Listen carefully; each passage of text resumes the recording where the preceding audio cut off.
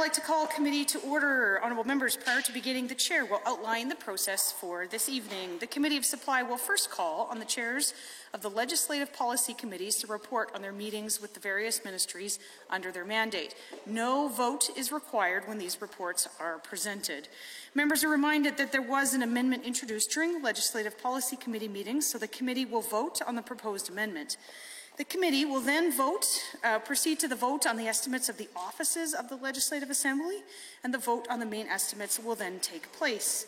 Finally, the chair would like to remind all honourable members of Standing Order 30-2-3, which provides that after the first division is called the Committee of Supply, the interval between the division bells shall be reduced to 1 minute for any subsequent divisions.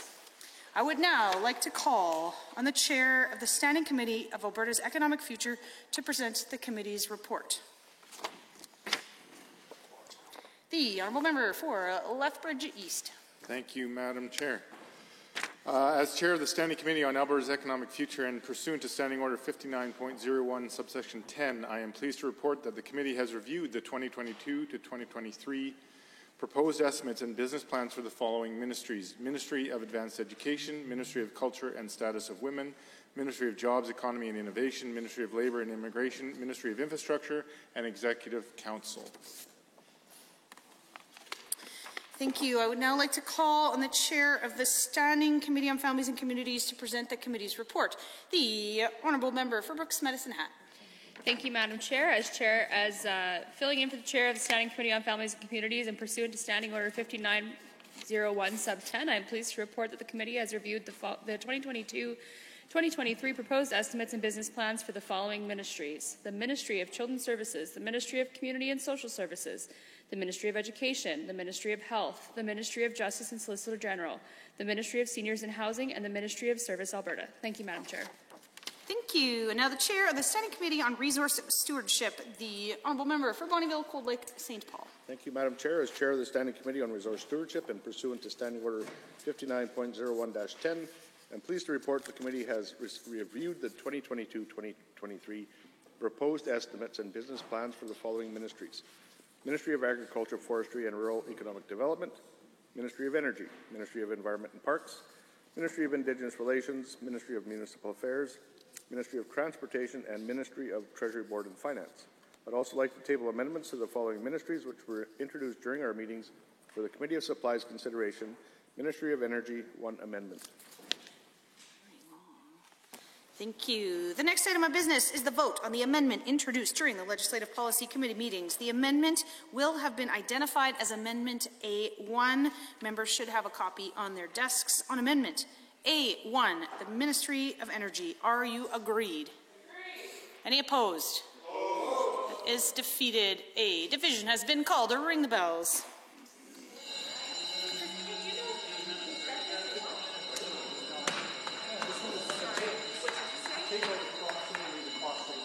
That's right. It's to remove the warmer. You should just support it. I think it's only done such a bad job.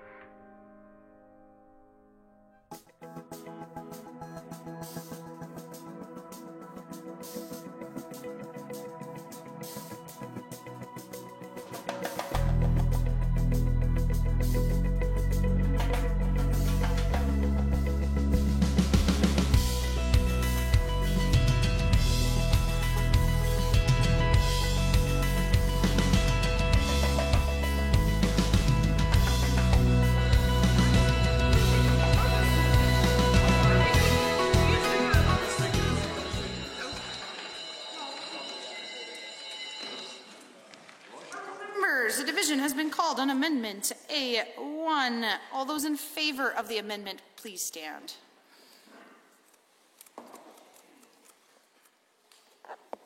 Mr. Shepherd, Ms. Gray, Member Ceci, Member Hoffman, Member Irwin, Mr. Nielsen, Mr. Deal.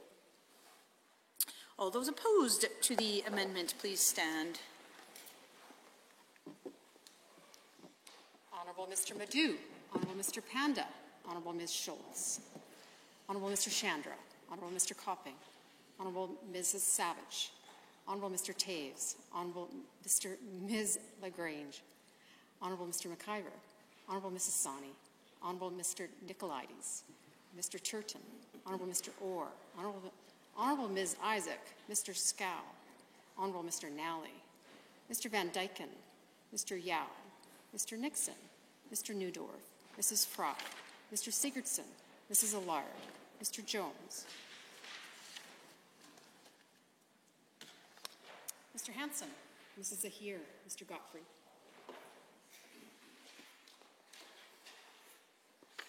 Madam Chair, for the amendment 7, against 27. Honourable members, it has been defeated.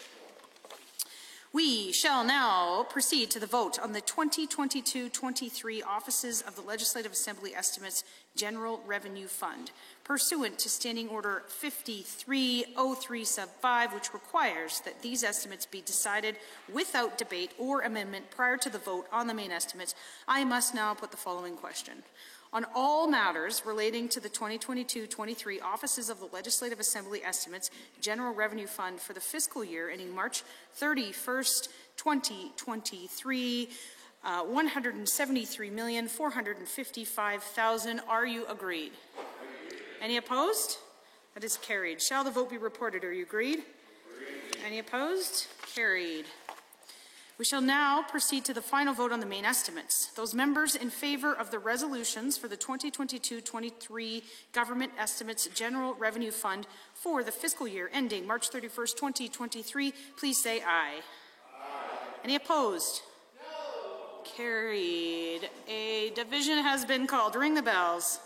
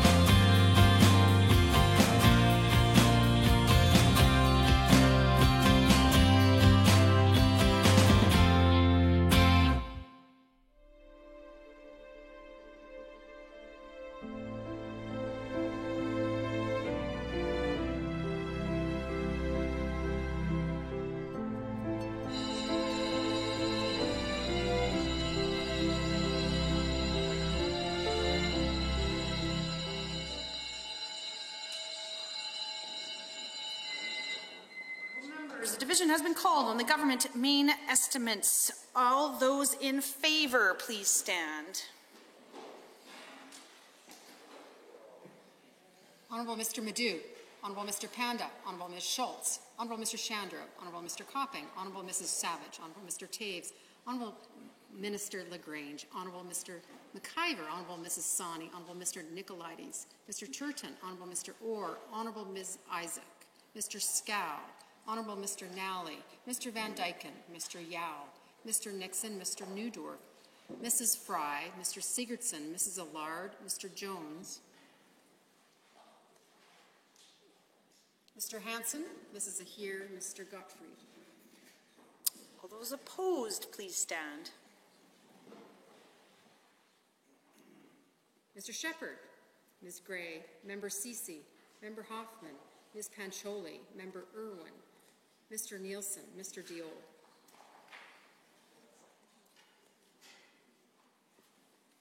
For, 27, against 8.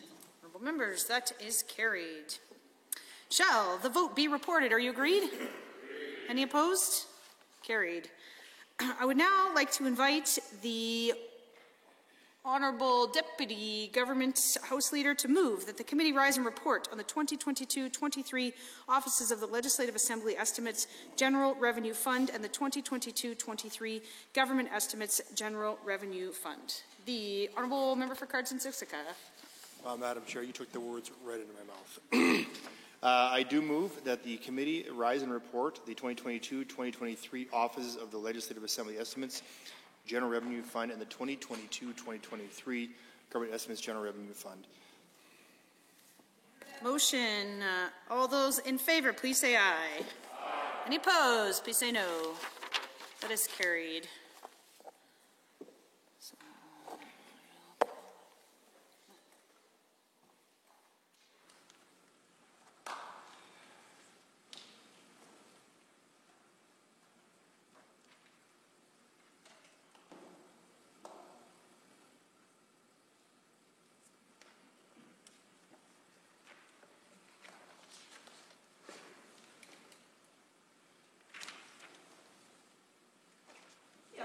For Bonnyville, Cold Lake, St. Paul. Thank you very much, Madam Speaker. The Committee of Supply has had under consideration certain resolutions relating to the 2022-23 Offices of Legislative Assembly Estimates, General Revenue Fund, and the 2022-23 Government Estimates, General Revenue Fund, reports as follows and requests leave to sit again.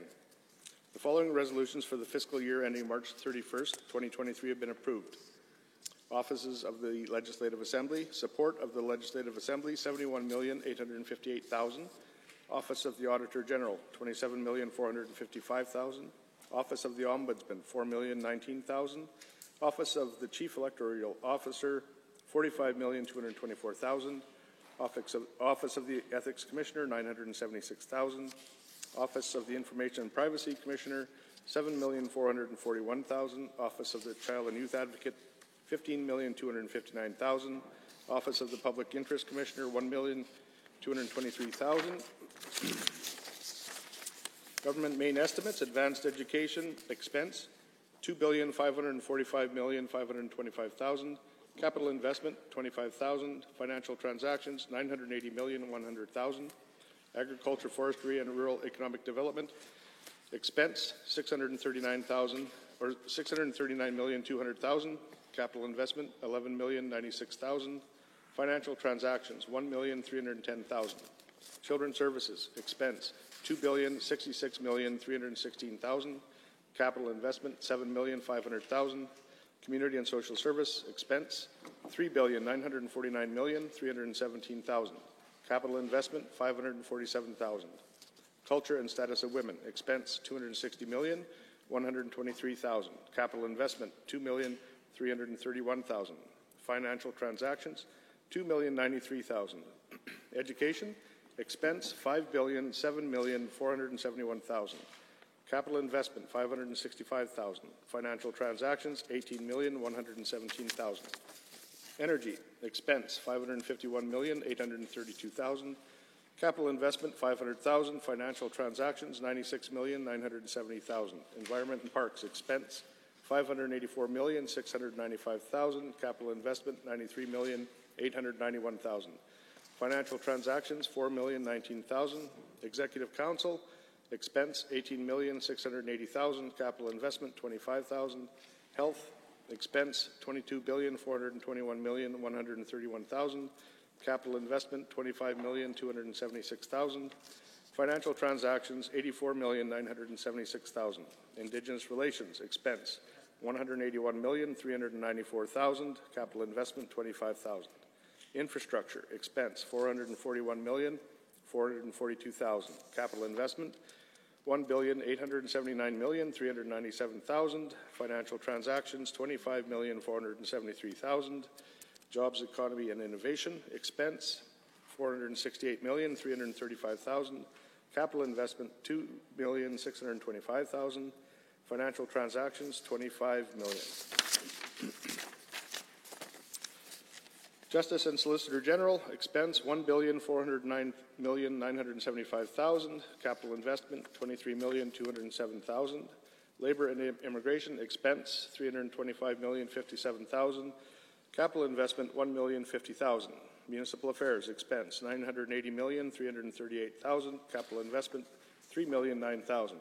Financial transactions, $4,764,000. Seniors and Housing, expense, $665,285,000. Capital investment, $25,000.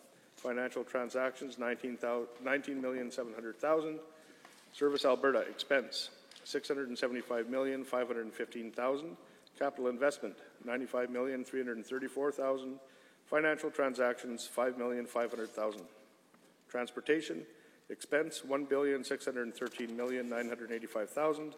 Capital investment, $1,547,799,000. Financial transactions, $126,679,000. Treasury Board and Finance expense, $218,271,000. Capital investments, $25,000. Contingency, $1,750,000,000. Madam Speaker, that concludes my report.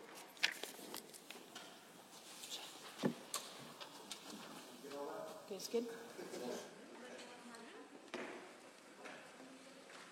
The Assembly concur in the report. All those in favor, please say aye. Aye. Any opposed, please say no. That is carried.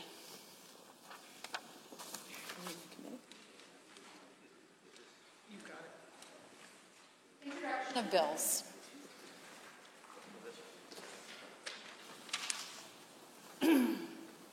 The Honourable President of Treasury, the Honourable President of Treasury Board and Minister of Finance. Well, thank you, Madam Speaker. I request leave to introduce Bill 7, the Appropriation Act 2022. This being a money bill, Her Honour the Honourable the Lieutenant Governor, having been informed of the contents of this bill, recommends the same to the Assembly. The bill requests a total of $45 billion from the General Revenue Fund so that the government may meet its funding commitments as laid out in the 2022-23 government estimates. Additionally, the bill requests a total of $173 million to cover the Legislative Assembly's expense for the year, as detailed in the offices of the Legislative Assembly estimates. The bill also includes $3.7 billion for capital investment, $1.4 billion for financial transactions, and $1.75 billion for contingencies. I ask all my colleagues in the Assembly to support this bill to move Alberta forward to a brighter and more prosperous future. Thank you. Honourable President of Treasury Board and Minister of Finances move first reading of Bill 7, the Appropriation Act 2022. Those in favour of the motion for first reading, please say aye. Aye. Any opposed, please say no. That is carried. Bill 7, Appropriation Act 2022, is now read a first time. Committee of Supply.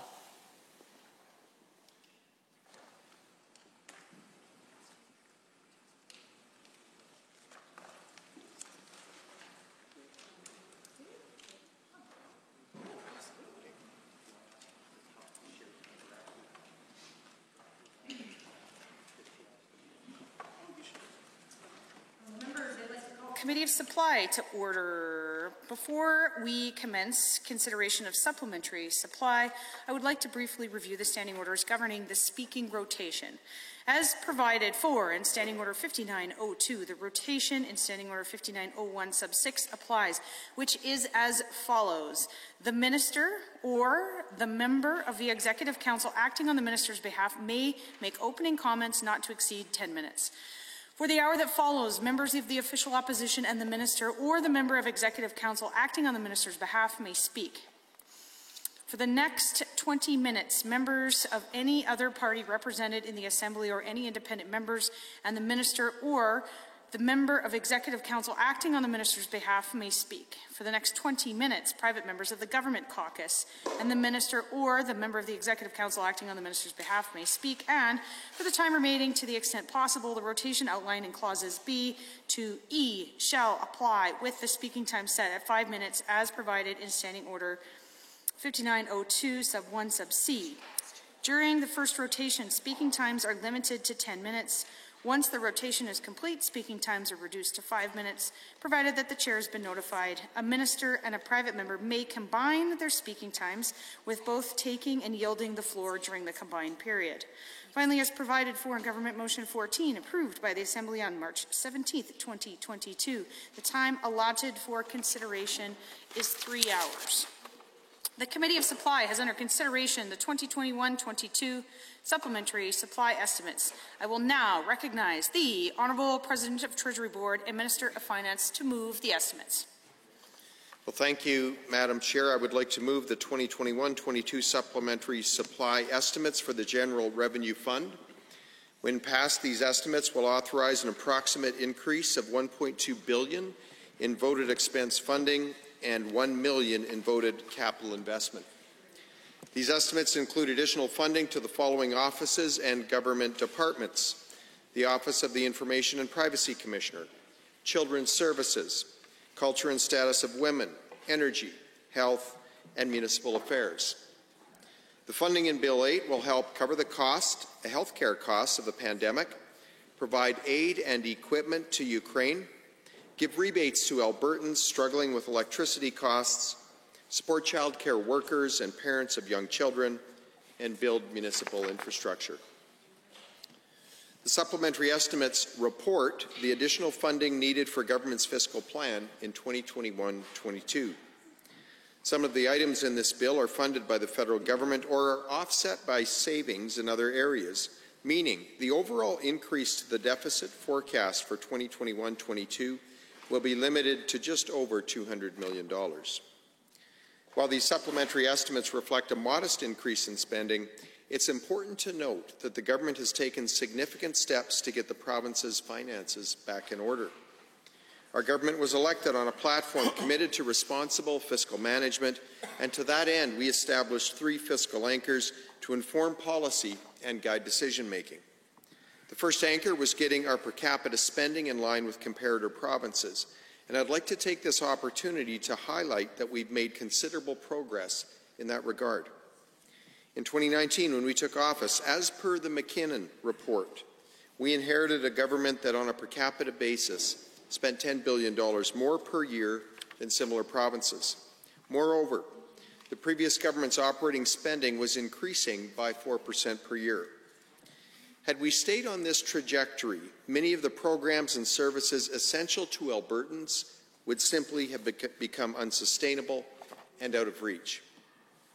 Over the last 3 years, we've brought that 4% annual operating expense increase down to less than 0.5% per year. And if we exclude health spending increases of nearly 2%, our operating spending has essentially remained flat over the term. As a result, beginning in the next fiscal year, our costs to deliver government services will be within the range of comparator provinces. We will no longer be an expensive outlier, and that is tremendous news for our province and the sustainability of the programs and services we provide for all Albertans. The government also established an anchor committing to keep Alberta's net debt to GDP ratio below 30%. Abiding by this principle preserves our net financial position, or in other words, ensures a strong balance sheet. Our projections for the net debt to GDP ratio have continually improved over the course of this fiscal year.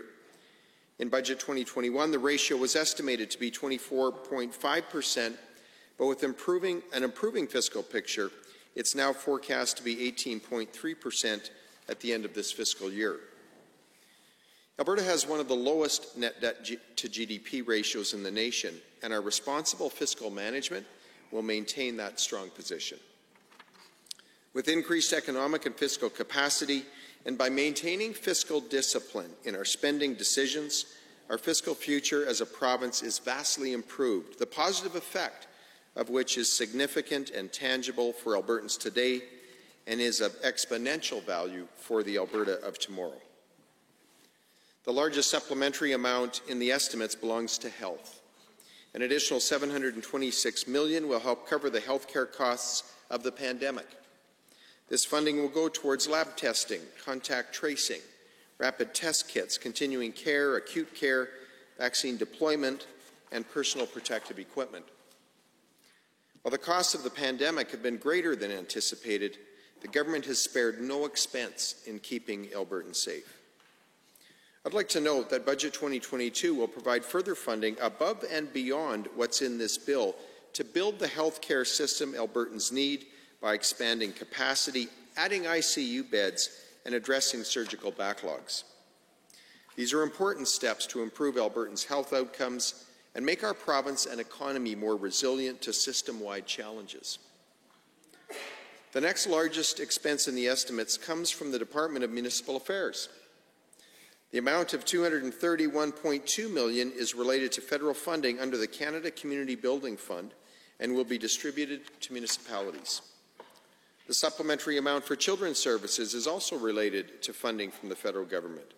The bill includes a total of $134.7 million for childcare subsidies and worker supports under the Canada-Alberta Early Learning and Childcare Agreement. The bill also includes a capital investment of $1 million to provide information technology for childcare initiatives, and this is also federally funded.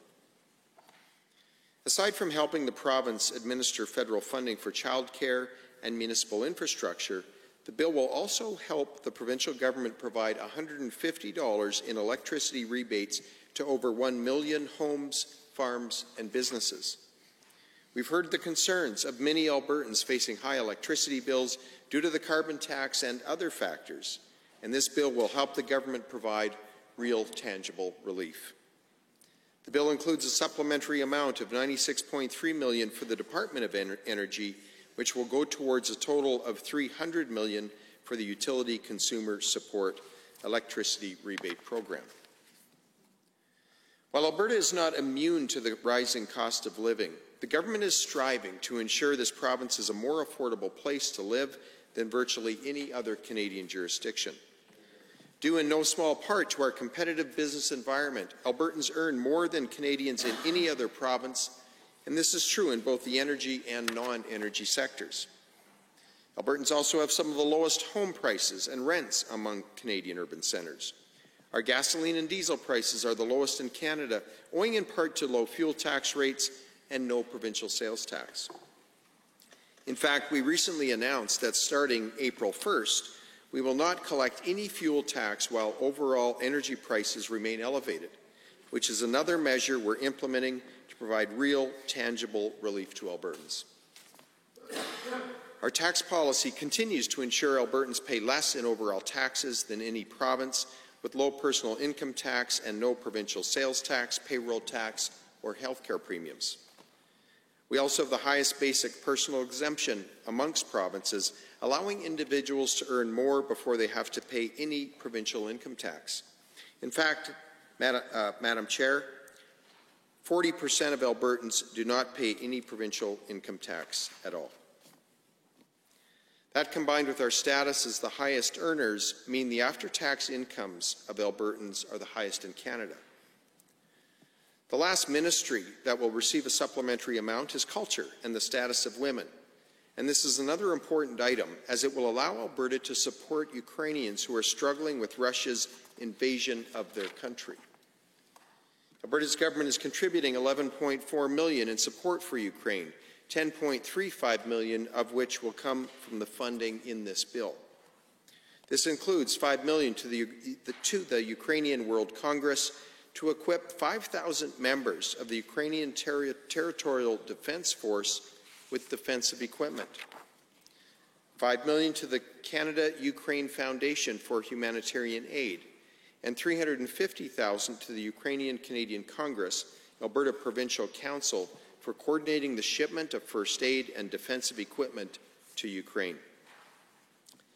In addition to the supplementary amounts for the 5 ministries I mentioned, the last item in the bill is a supplementary amount of $55,000 for the Office of the Information and Privacy Commissioner. This amount will cover reasonable increases in staff compensation to account for the lifting of the salary restraint for non-union employees. Overall, the amounts in these supplementary estimates are needed to help the government address Albertans' current priorities. As I mentioned, the child care and municipal infrastructure funding in this bill is supported by federal government funding. Also, much of the additional funding in this bill is offset by savings in other areas, meaning the overall increase to the deficit forecast for 2021-22 will be limited to just over $200 million. Responsible fiscal management, a growing economy, and strong energy prices have helped the government successfully shrink this year's deficit by about 81% since Budget 2021 was first tabled. The government has acted swiftly to adjust the fiscal plan and help address emerging issues like the rising cost of living and the war in Ukraine. And we've done so without losing sight of our commitment to long-term fiscal responsibility. Honourable members, we'll now move to the first 60-minute block with members of the official opposition. Would you like to break up your time into 20-minute blocks? Would you like a reminder at 20 minutes? And would you like to share your time? A reminder at 20 minutes? Okay, and so the first 20-minute block will go to the Honourable Member for Edmonton-Whitemud. And would you like to share your time with the Minister? Yes, I would. Okay, Minister, is that amenable? Sure. Okay, the Honourable Member for Edmonton-Whitemud. Thank you, Madam Chair. I'd like to take a look at the supplementary supply bill and specifically with respect to the provisions around children's services. So there appears to be a discrepancy between the supplementary supply estimates and the 2022-23 estimates documents. According to both the original 2021 budget estimates and the supplementary supply estimates on page 18, the original amounts for child intervention and early intervention were $879.8 million and $96 million, respectively. However, in the current budget 2022 budget documents that were provided at estimates, it actually showed that those line items for line item 2 and 4 were actually $841.5 million and $131.8 million, respectively. So, can the Minister of Finance confirm that this represents a transfer of spending of approximately $38 million from line 2 to line 4 of the Children's Services budget? And please provide an explanation of what this transfer is for and how it will impact support provided. Minister of Children's Services.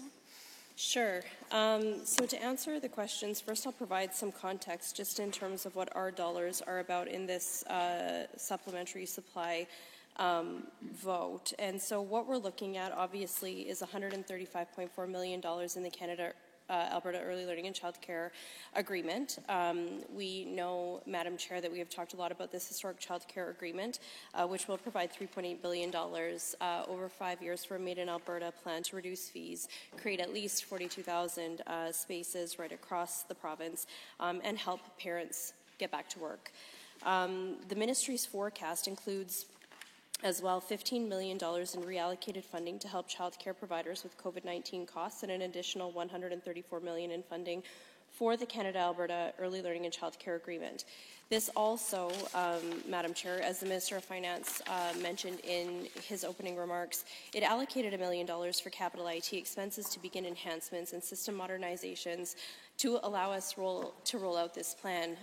We needed that for a couple of reasons, Madam Chair, but really when we look at our IT system, we had to accommodate the new affordability grants that didn't exist before, as well as increase subsidy levels, and then the sheer volume of applications we had when it came to our new subsidy model, Madam Chair. We also had $56 million in one-time bilateral workforce funding, again, from the federal government. There was no transfer from line 2 to 4. That's the transfer of supports and financial assistance, dollars from Program 2 to Program 4, early intervention. And so I think the member opposite has another question, so I'll allow her Thank to you, jump Minister. Whiteman? Thank you, Minister. Yeah, so I think the Minister was just answering that question. So it reflects the transfer of funding from the Supports and Financial Assistance Agreement Program. So the dedicated caseworkers, I'm guessing, moving from child intervention to line 4 youth in transition. So I appreciate that clarification. So it's not actually a change in the amount of resources, but simply allocating which budget line it's coming from. I want to move on to the funding from that the Minister highlighted around additional appropriations to account for increased childcare subsidy and supports and worker supports related to the provision of additional funds under the Canada-Alberta Early Learning and Childcare Agreement. I'll refer to it as ELCC going forward, and the Early Learning and Childcare Bilateral Agreements. So on page 16 of the supplementary supply estimates, there's an additional funding in $134.4 million from the Canada-Alberta ELCC agreement and $56.4 million from the ELCC bilateral agreement. And I'd like the Minister to just confirm that that means that there was a total of $198 million that is being sought under the supply estimates, specifically for federal funding. Can the Minister confirm that? The Honourable Minister. Thank you very much, Madam Chair. So we do have $135.4 million in the Early Learning and Childcare Agreement with the federal government. We will continue to refer to that as the Canada-Alberta ELCC grant because, as the member opposite may know, there are a number of different grants that we have with the federal government, and it's important to articulate which one we're discussing. So we do have that. That also, as I said, includes $1 million for capital. We do have, when we look at, it's split between a number of line items as well. So we have $131.1 million in 3.1 child care subsidy and support, 3.3 in 3.2 child care worker supports, and $1 million in capital IT expenses. We had $56 million in one-time early learning and child care. That was ELCC workforce funding, Madam Chair. $25.8 million of that would be found in line item 3.1 child care subsidy and supports, and $30.3 million in 3.2 child care worker supports. Member. Thank you to the Minister. So just to clarify, I believe that is a confirmation that there was $198 million that is being sought under the supplementary supply bill from federal funding from the Canada-Alberta ELCC and the bilateral agreements. So at the March 8th estimates of the consideration of budget 2022. The Minister of Children's Services and I discussed, of course, those estimates, and I asked the Minister how much of the expenditures for childcare in 2021 were provincial dollars. At that time, the Minister indicated it was $350 million in 2021, the same as the previous year, and that it would continue at that level for years going forward. As part of the Canada-Alberta ELCC agreement is that federal dollars cannot replace provincial dollars. So in other words, provincial funding cannot reduce for childcare as a result of increased federal funding under these agreements. So if we look at the original estimates on page 17 of the supplementary supply bill, I asked the Minister how much of, we see that the original expenditures for childcare was in fact $393 million for 2021. And taking into account the $45 million which comes in every year under the bilateral agreement, that does mean, as the Minister indicated in estimates, that $350 million of this of 2021 dollars were spent from the provincial funding, not federal funding. However, with these new supplementary supply estimates, total expenditures in childcare is now $529 million. So if we take away the $190 million in federal funding under the Canada-Alberta ELCC funding, as well as under the $45 million from the bilateral agreement, we're actually left with a provincial spend of $286 million, not $350 million. And this is what it indicates in the supplementary supply. So it says that in 2021, the Government of Alberta spent $286 million of provincial funds on childcare, not the $350 million which was dedicated in this budget for childcare. So this is about $60 million below what the Minister had indicated in estimates. And so can the Minister of Children's Services please tell this Assembly, in these supplementary supply estimates, how much provincial spending has in fact been replaced by federal dollars. It looks like this government is spending approximately $60 million less in provincial funding than the original stated, $350 million. And if that's the case, where is that $60 million being spent as it's not being spent on childcare? The Honourable Minister. Thank you very much, Madam Speaker. So the member opposite is correct in her math around the $191 million when we're looking at our agreements with the federal government. Now, as the member opposite knows, we do typically, we do know that child care providers and programs have faced many challenges throughout this pandemic. They've done an amazing job keeping their programs open and making sure that they can continue to support parents. In Budget 2021, the Ministry planned for enrollment rates to turn a bit closer to where they were in previous years. We did expect enrollment to go back up to the 80% average, especially once we signed the agreement with the federal government. That, Madam Chair, is not necessarily what we saw. We are still at about 70% enrollment, which is about 10% less than we had anticipated. In December, I would also point out that we reinvested $31 million. That was a split between federal and provincial dollars, $15 million provincial dollars to help assist with COVID-related costs. I would point out that while that number is $55 million lower, it's largely because, again, we had lower than anticipated enrollment, and again, we did anticipate that enrollment to go back up in December, January, but I would point out, Madam Chair, that no dollars have been replaced by federal funding. Our ongoing budgets remain at previous year's budgets of $350 million, as this is an agreement that we have with the federal government, and that's a requirement within that agreement. Member. Thank you, Madam Chair. So I'm just going to ask for clarification then, based on the lower enrollments, as the Minister indicated, the number I reached was $60 million. The Minister indicated $55 million was spent from provincial funding on childcare due to lower enrollments. So I guess my question to the Minister is, where is that $55 million? What's being done with it? Where is it being invested? How is it being invested in childcare? If it wasn't used to address subsidies because there was lower enrollment or lower childcare worker wage top-ups, where is that $55 million being spent? The Honourable Minister. Thank you very much, Madam Chair. Again, we have very specific line items within our budget and areas in which we redirect dollars. The majority of our dollars, Madam Chair, they go to support subsidies for families under the subsidy program. We also, Madam Chair, do invest in wage top-ups, again, as we saw lower than anticipated enrollment, specifically in December, January, February, March. That is where those dollars go, but we're very limited in terms of where we invest those dollars. However, we did redirect provincial dollars. So we do have $295 million in provincial spending. I didn't quite catch the number that the member opposite used, but I do just want to correct that number as well.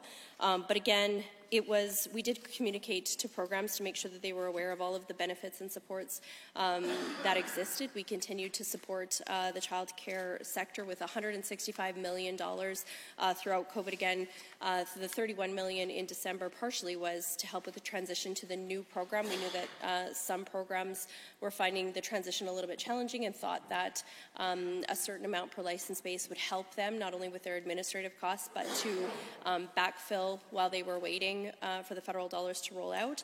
And then also we wanted to make sure that they had flexibility in those COVID supports to invest in recruitment and retention, which, Madam Chair, many operators did invest that in their workforce, whether it was through additional wage top-ups, bonuses, recruitment and retention bonuses, but those are decisions that operators make as well. The Honourable Member. Because all of the items that the Minister just described are actually federally funded. All of those pieces, in fact, $15 million of federal funding was directed to COVID supports, we know, as well as that workforce funding, the transitional funding for those programs that were participating in the Canada-Alberta ELCC agreement. Those were all federally funded. And my question specifically for the Minister is, where is the $55 million that the Minister has acknowledged less that was spent on childcare from the provincial budget? Where specifically were that $55 million invested in childcare? If she can break down that $55 million, that'd be appreciated. Thank you, Madam Chair. The Honourable Minister. Thank you very much, Madam Chair, and I'm going to just mostly reiterate what I just shared with the member. Again, you know, it is difficult, as we did expect childcare enrollment to go up, especially once the agreement with the federal government was made. We did see a slight bump in January, but certainly those numbers are going up all the time. We've also, I think, seen a very positive increase in the number of early childhood educators who are working in this field. And these dollars, Madam Chair, that are provincially allocated are really specifically within these program areas earmarked for supporting wage top-ups and subsidy dollars for parents who really need it. So, Madam Chair, again, even now, I would have anticipated that we would be back up to you know, certainly past 80%, especially given the exceptional feedback we're hearing about the early learning and childcare program. Parents are very happy to see their fees low. They're happy to be taking part in the workforce. And we also were very happy to redirect $15 million even in December of provincial funds, with that $31 million in December to support childcare, and that is, Madam Chair, part of the $165 million that were invested in this area throughout the pandemic. And this was important, Madam Chair. We listened to operators throughout the pandemic. They identified the need for additional supports, and we stepped up to the plate. Then, Madam Chair, they identified the need for flexibility in those supports so that they could use them, whether that was to support parent fees or support benefits to educators, Madam Chair. And so we stepped up and we gave them that flexibility. And now we have a federal an agreement with the federal government that's going to see $1 billion invested in childcare this year. Madam Chair, that is very positive. In that budget, there is, like I said, $1 billion. It includes $350 million of provincial investment, as is our commitment in the out years, and that's going to support our child care sector and parents moving forward. I think that, once again, this is very positive. We're hearing lots of great news about it. And Madam Chair, you know, we did reinvest dollars where they were needed, when they were needed.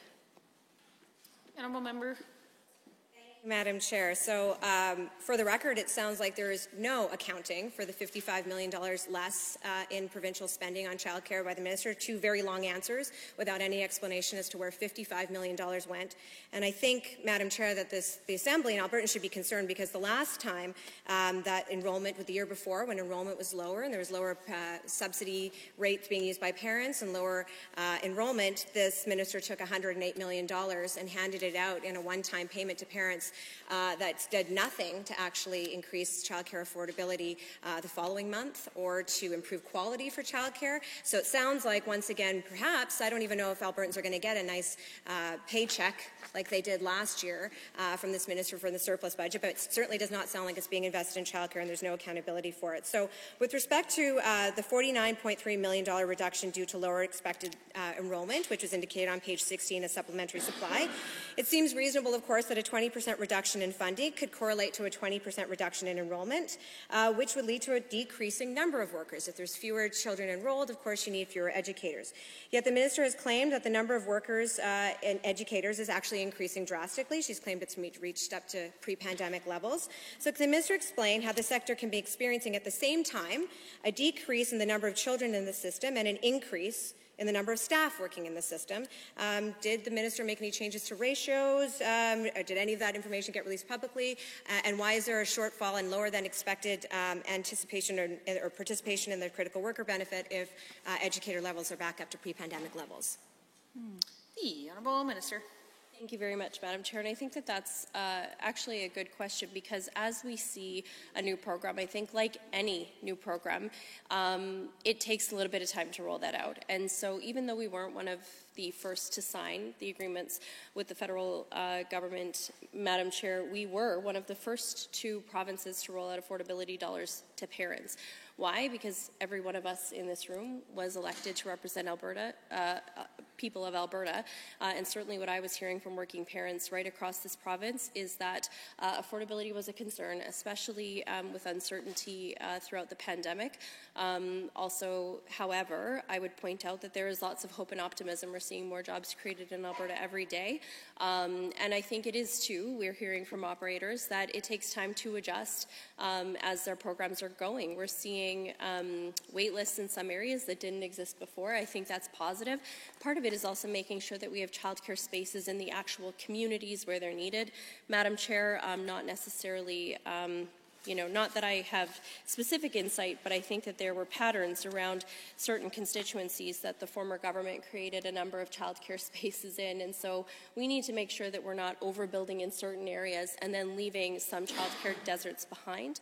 But we really are.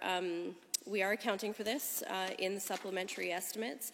The $49.3 million and the $5.4 million is in there. We also had critical worker benefit ended in September. Early childhood educators didn't reach pre-pandemic numbers until around December, Madam Chair. We did see, and I think we discussed this in estimates as well, another, I think it was growth of 500 educators in that 1 month. So that was positive. But just to talk a little bit more about I want to break down that $5.4 million because I think I maybe didn't get a chance to get that specific before. That was where we had dollars that were not used in critical worker benefit. And again, it was really just because we used our best educated estimate based on how many educators we thought we would have in the system. We did, in fact, extend the second phase of the critical worker benefit to extend to other support workers within the child care system because we wanted to get those dollars out the door. That's an area too, if the member opposite wants to know why the estimate wasn't as accurate, it's because while we do track early childhood educators, given our system for wage top-ups and given the supports that we do provide educators, we don't always know what operators are doing when it comes to other support staff in their operations. Again, that's something that typically we don't have a specific line of sight into, and so that's where that additional $5.4 million came from and again, that was just due to what we saw in terms of our numbers and the number of staff that were working in the field. We also did reach out to operators a number of times to make sure that they knew that all of their staff were eligible for this benefit in the phases where they were able to apply and receive the benefit. So again, I hesitate to interrupt. That concludes the first 20-minute block. Would you like to continue on? The Honourable Member for Edmonton-Waymouth. I would, Madam Chair. Thank you so much. Would you like to continue to share the time with the Minister? Yes. Minister, is that amenable? All right, please proceed. Thank you, Madam Chair. And actually, I'll follow up on the response that the Minister was just giving with respect to page 16 of the supplementary supply estimates and the lower than anticipated participation in the critical worker benefit. And as we see, it indicates that there's about $5 million less than anticipated in terms of what was paid out for that critical worker benefit. I wonder if the Minister can please indicate how many childcare workers or staff, actually if both possible, childcare workers and then non-childcare educators who were actually received the critical worker benefit. As well, if the Minister can comment on, as we know, unfortunately, throughout this pandemic, there were a number of situations where federal dollars were available to the UCP government to access to support Albertans during the pandemic, and the UCP was slow to actually participate in those programs or to take the funding available through the federal government because they were reluctant to match federal funding with their own provincial dollars. And we know that there was a delay in the rollout of the critical worker benefit, particularly as compared to other provinces by the UCP government. So part of my question to the Minister is, I understand that while the Ministry cannot track non-early childhood educator staff, part of the situation is that we know that last year the sector lost thousands of early childhood educators, and had this program been rolled out earlier, perhaps there would have been more early childhood educators still in the system who would have received this benefit, potentially might have even stayed in the work had they received that critical worker benefit.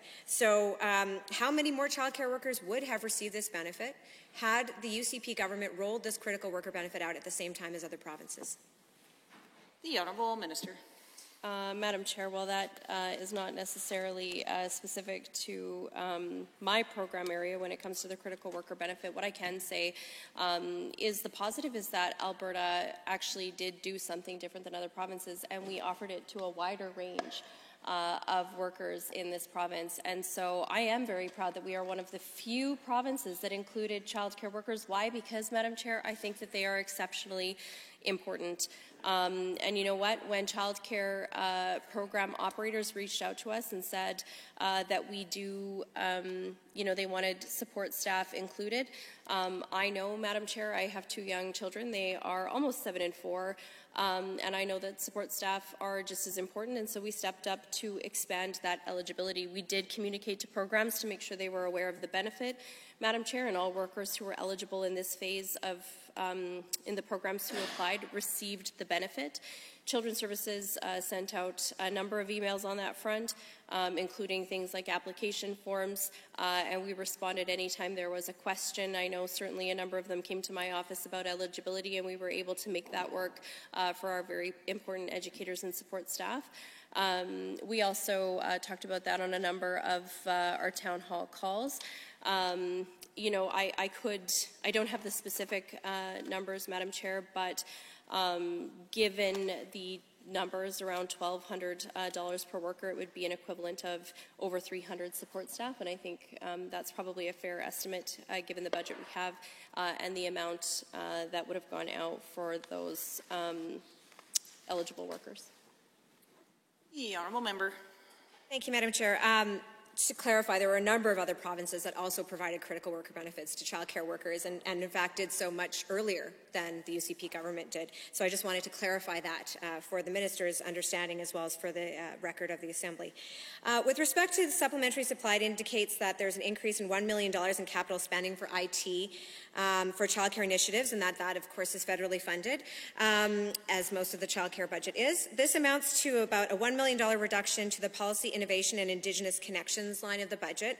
Specifically, this will come out of 5.1 Policy or 5.2 Indigenous Connections, if the minister can clarify which line that comes out of. And what area of Children's Services responsibility will see this reduction, intervention or childcare? The $1 million in line 5 was originally covered by provincial dollars, is that correct? And now it appears to be federally funded, because I believe it originally showed up in the estimates as provincially funded, and now it appears we're through supplementary supply seeking federal funding to cover that cost. Is this not then, I guess the question, if it is actually federal funding that's now being used to fund something that was originally supposed to be funded by the province, is this not federal funding replacing provincial funding, which again is contrary to what our understanding is of the Canada-Alberta ELCC agreement? So if the minister can answer those questions, that would be appreciated. The honourable minister. Thank you very much, Madam Chair.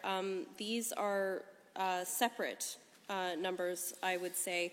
So when we look at the IT, there is, every province has the ability and the agreement with the federal government, certainly Alberta's does, Madam Chair, identify that there will be some IT and staffing costs related to the Canada-wide Early Learning and Childcare Agreement. And so that $1 million is not replacing provincial funding. That is federal funding to roll out this new program that we just signed that agreement back in November, but we knew there were going to be changes made or changes required, I should say, Madam Chair, to address the changes within the physical system to add the operating grant and handle the increased volume of subsidy applications that we were going to see. When we look at program area 5.1, the $1 million that the member is asking about was a $1 million one-time reallocation, and that actually was to the Ministry of Indigenous Relations to support the residential schools on Marked Graves research initiative led by Indigenous Relations. Those dollars were moved from my Policy, Innovation and Indigenous Connections area and moved over to support the residential school grants. The honourable member. Turn my time over to my colleague, the member for Calgary-Buffalo. All right. Honourable member, who would you like to speak Municipal with? Affairs. Municipal Affairs, and would you like to share your time? Sure. Honourable Minister, is that good? All right. Honourable member, please proceed. Thank you. With regard to The government's asking, of course, for supplementary supply for this ministry to take advantage of the federal funding through the Canada Community Building Fund, a fund that provides capital funding for municipalities to help them build and revitalize their local public infrastructure. The program is fully funded by the federal government and administered by the province. That permanent source of funding from the Government of Canada is provided upfront twice a year to provinces and territories to go on to municipalities and Métis settlements, and it's the second largest supplementary supply number in this document. I'm just wondering if the minister can tell me how that fund will be distributed to municipalities and Métis settlements and when that will be done. The Honourable Minister of Municipal Affairs. Thanks, Madam Chair. The member is right. This is this estimate is almost completely the federal additional money to the Canada Community Building Fund. It's just looking here through my notes for how it's distributed. They will go to municipalities. The fund, of course, used to be called the Gas Tax Fund, and in fact, the number that we're getting from the feds is actually, I believe it's it's $15,695,000 more than the $231,000, and there's that number, then $15,695 that municipalities were not able to get spent through ISIP grant approvals. And I think the honourable member knows that when you're doing construction projects, some of them go faster, some of them go slower. So what you can see as part of this honourable chair to the member is there will be, you can look forward to us moving that $15,695,000 into next year's budget once the municipalities confirm that that's when they need it. And that's just a matter if they didn't get things built all as fast as they anticipated this year. So in other words, to make sure that they don't lose the money and that the federal money comes with them, we'll do that. Now municipalities have quite a range of ability to choose what projects. During 221, just trying to see, I got quite a few numbers in front of me here. I'm trying to sort out the CCBF ones.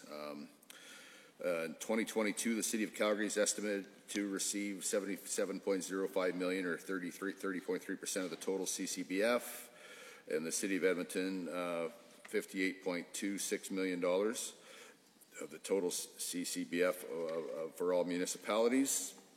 And it is for capital expenditures. I don't have necessarily the detailed amount for all of it. I'm looking through my notes to see if I can get you something here.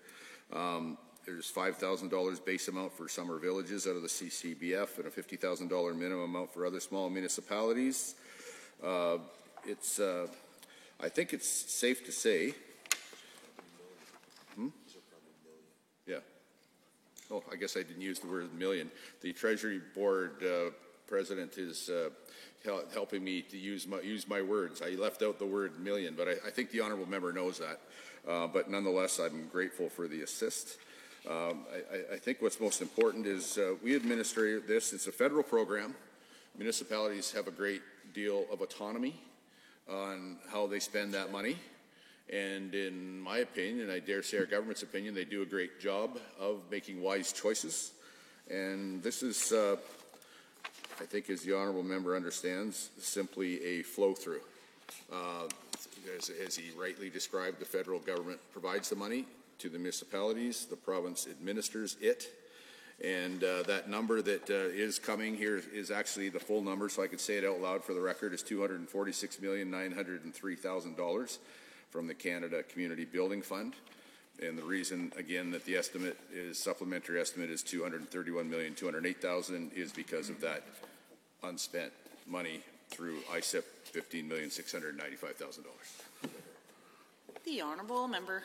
Thank you for that information. Can I just clarify then, it sounds like other than for summer villages and smaller communities where there's a $5,000 to $50,000 amount, that the balance of the money is split out on a per capita basis. I think you talked about 33% going to the City of Calgary. Is that correct?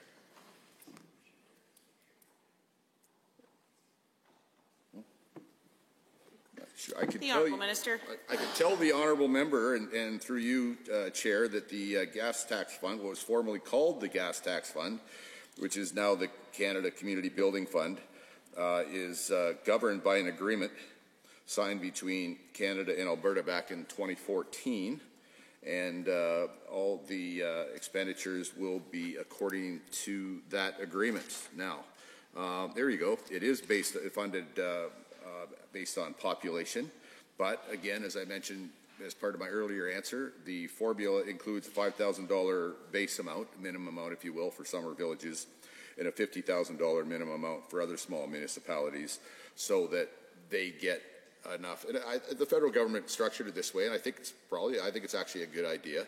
In other words, so that municipalities hopefully get enough money to do something with, because when you're doing construction, well, in some cases, $5,000 won't get a lot done. In other cases, $50,000 won't get a lot done. But in many cases, it actually will make a difference, either in creating a new project or in some cases, actually enhancing or improving a capital project that the municipality would have done.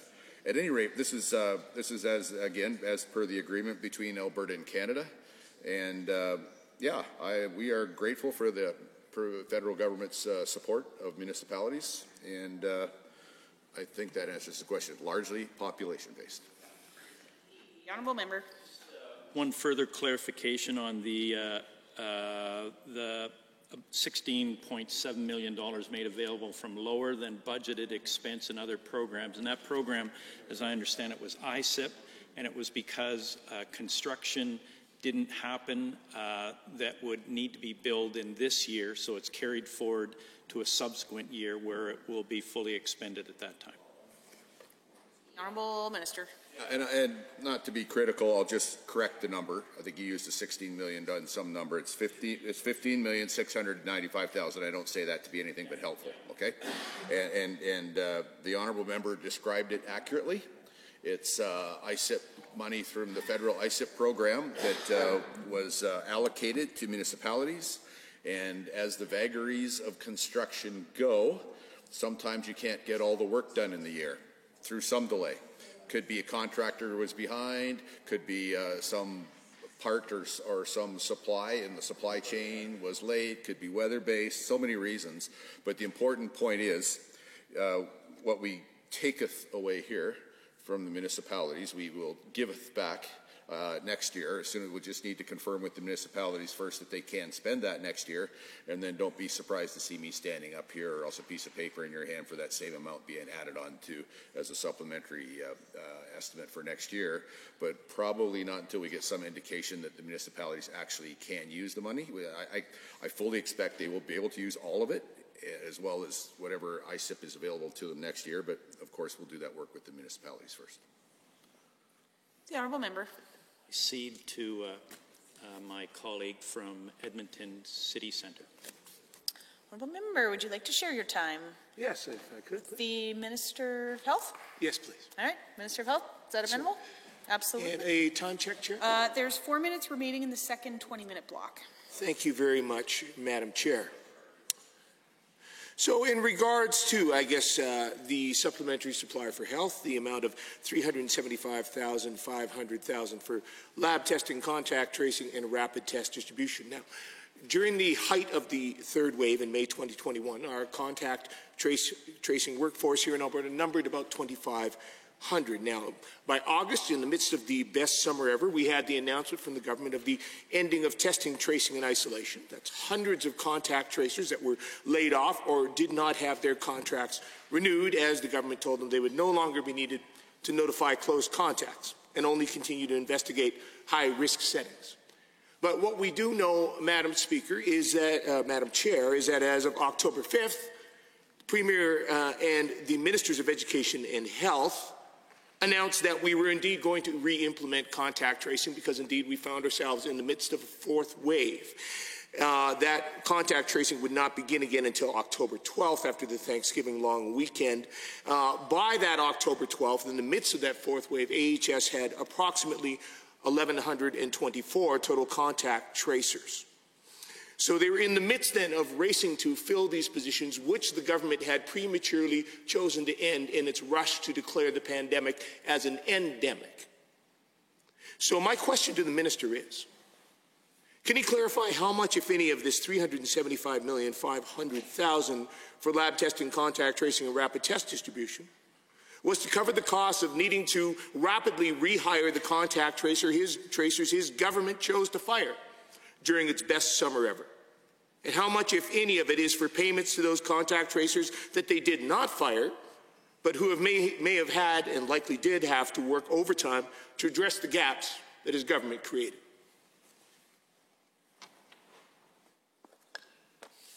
The Honourable Minister of Health.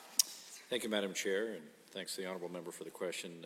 I can say in regards to the $375 million that was for lab testing, contact tracing, and rapid test distribution, total amount of $144.7 million was for contact tracing and case notification.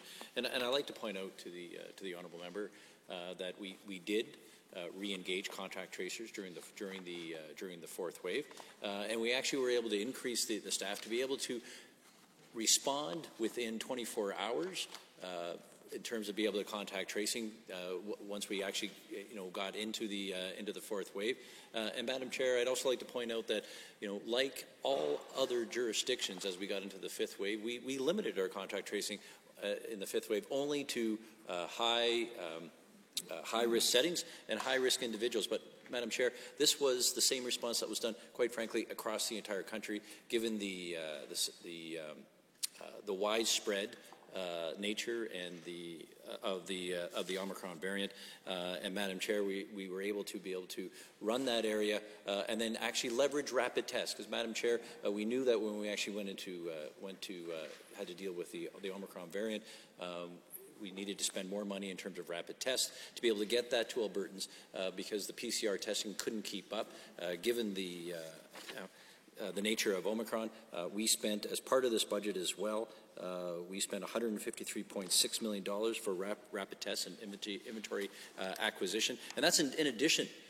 That was in order to buy 14.3 million tests, and that's in addition to the tests that we received from the federal government. But that was the appropriate response. So I'd like to just point out to the honourable member that as we moved through the pandemic and we had different variants hit us, we responded accordingly.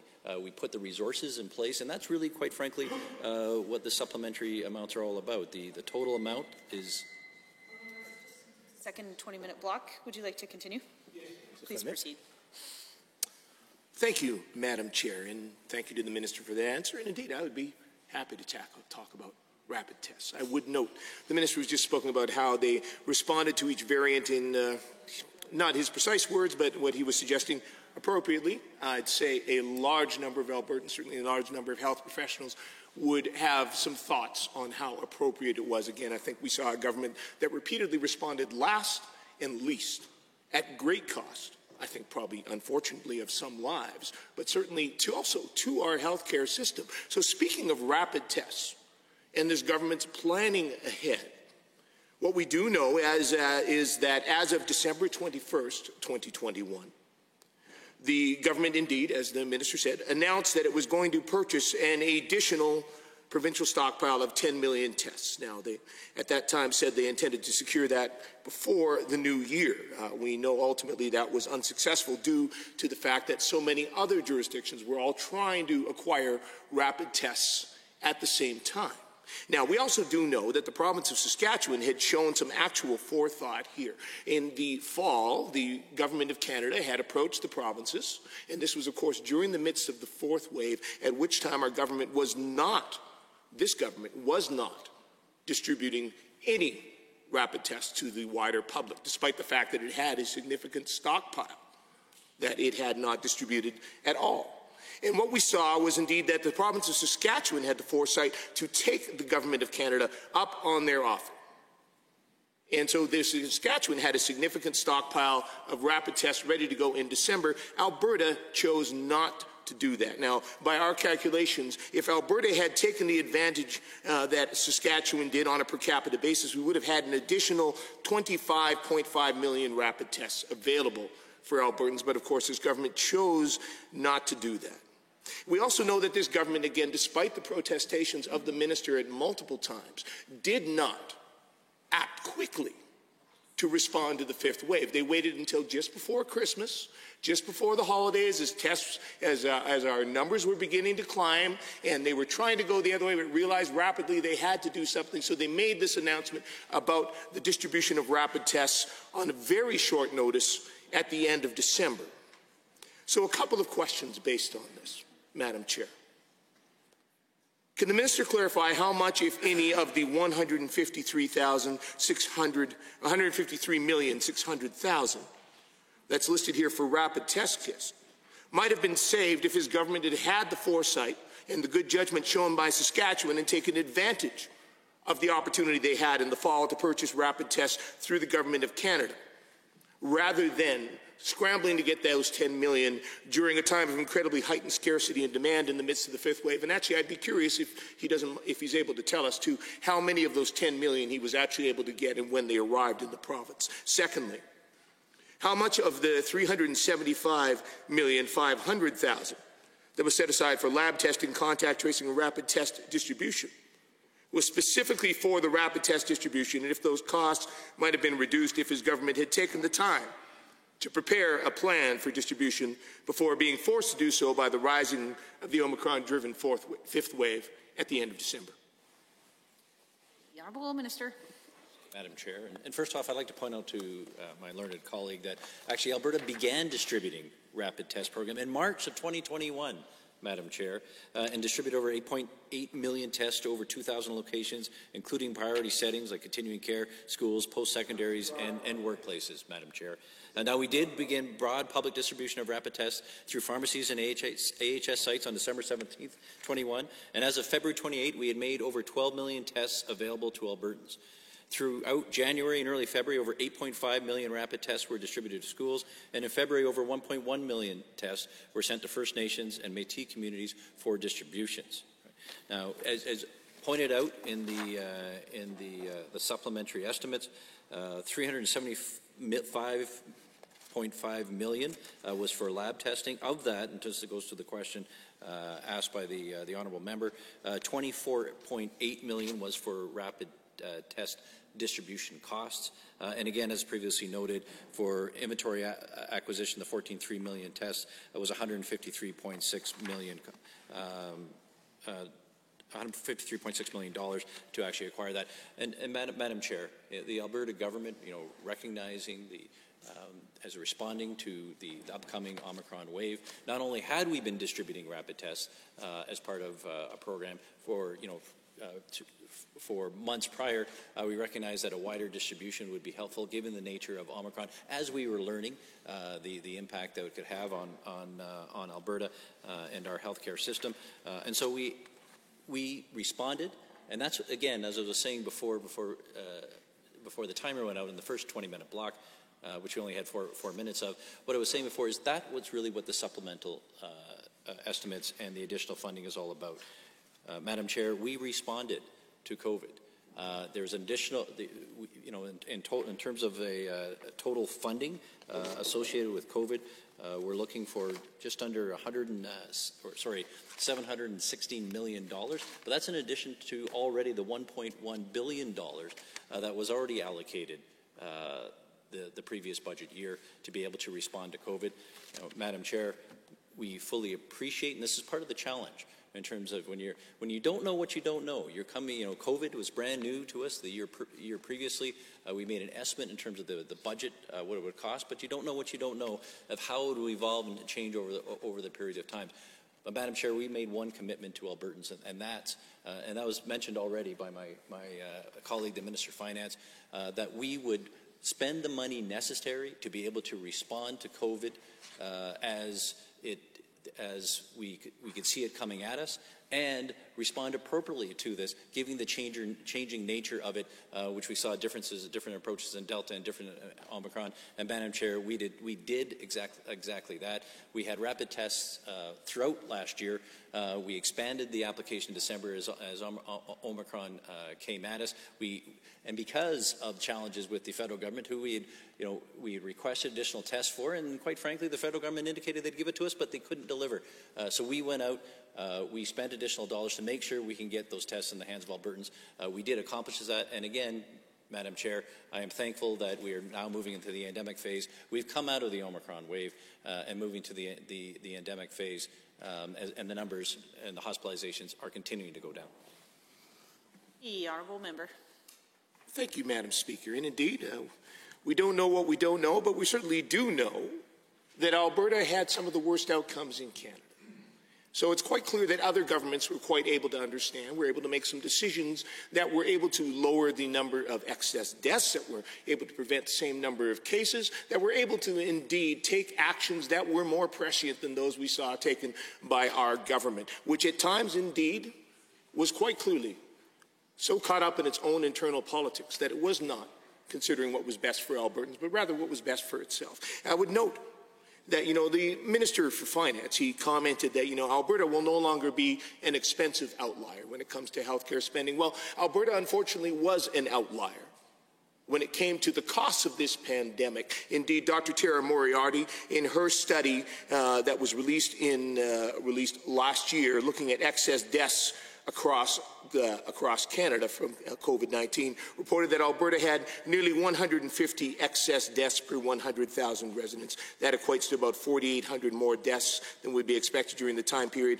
the highest rate of any province in Canada, Madam Chair. And that is because of choices made by this government when there were things that it did know. Speaking of which, when we're talking about the spending of $375,000, $500,000 for lab testing, contact tracing, and rapid test distribution, and we're talking about staffing, speech-language pathologists, Madam Chair, they were part of the staff which were required to help fill gaps due to poor judgment on the part of this government. Now, we recognize, of course, that the initial redeployment that took place, I think starting from March 2020, even through, we'll be generous and say through that second wave in December 2020. I think most SLPs were quite all right with that, and they understood the enormity of that, as many other healthcare workers did, and they were willing to step up and do their work. But by that point, Madam Chair, there were many things this government did know.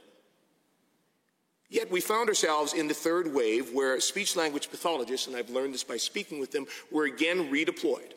So again, we remember this was when this government was sitting back and refusing to take action, as several of its own MLAs were crusading against this government to end all public health measures as case numbers and hospitalizations were growing during the third wave.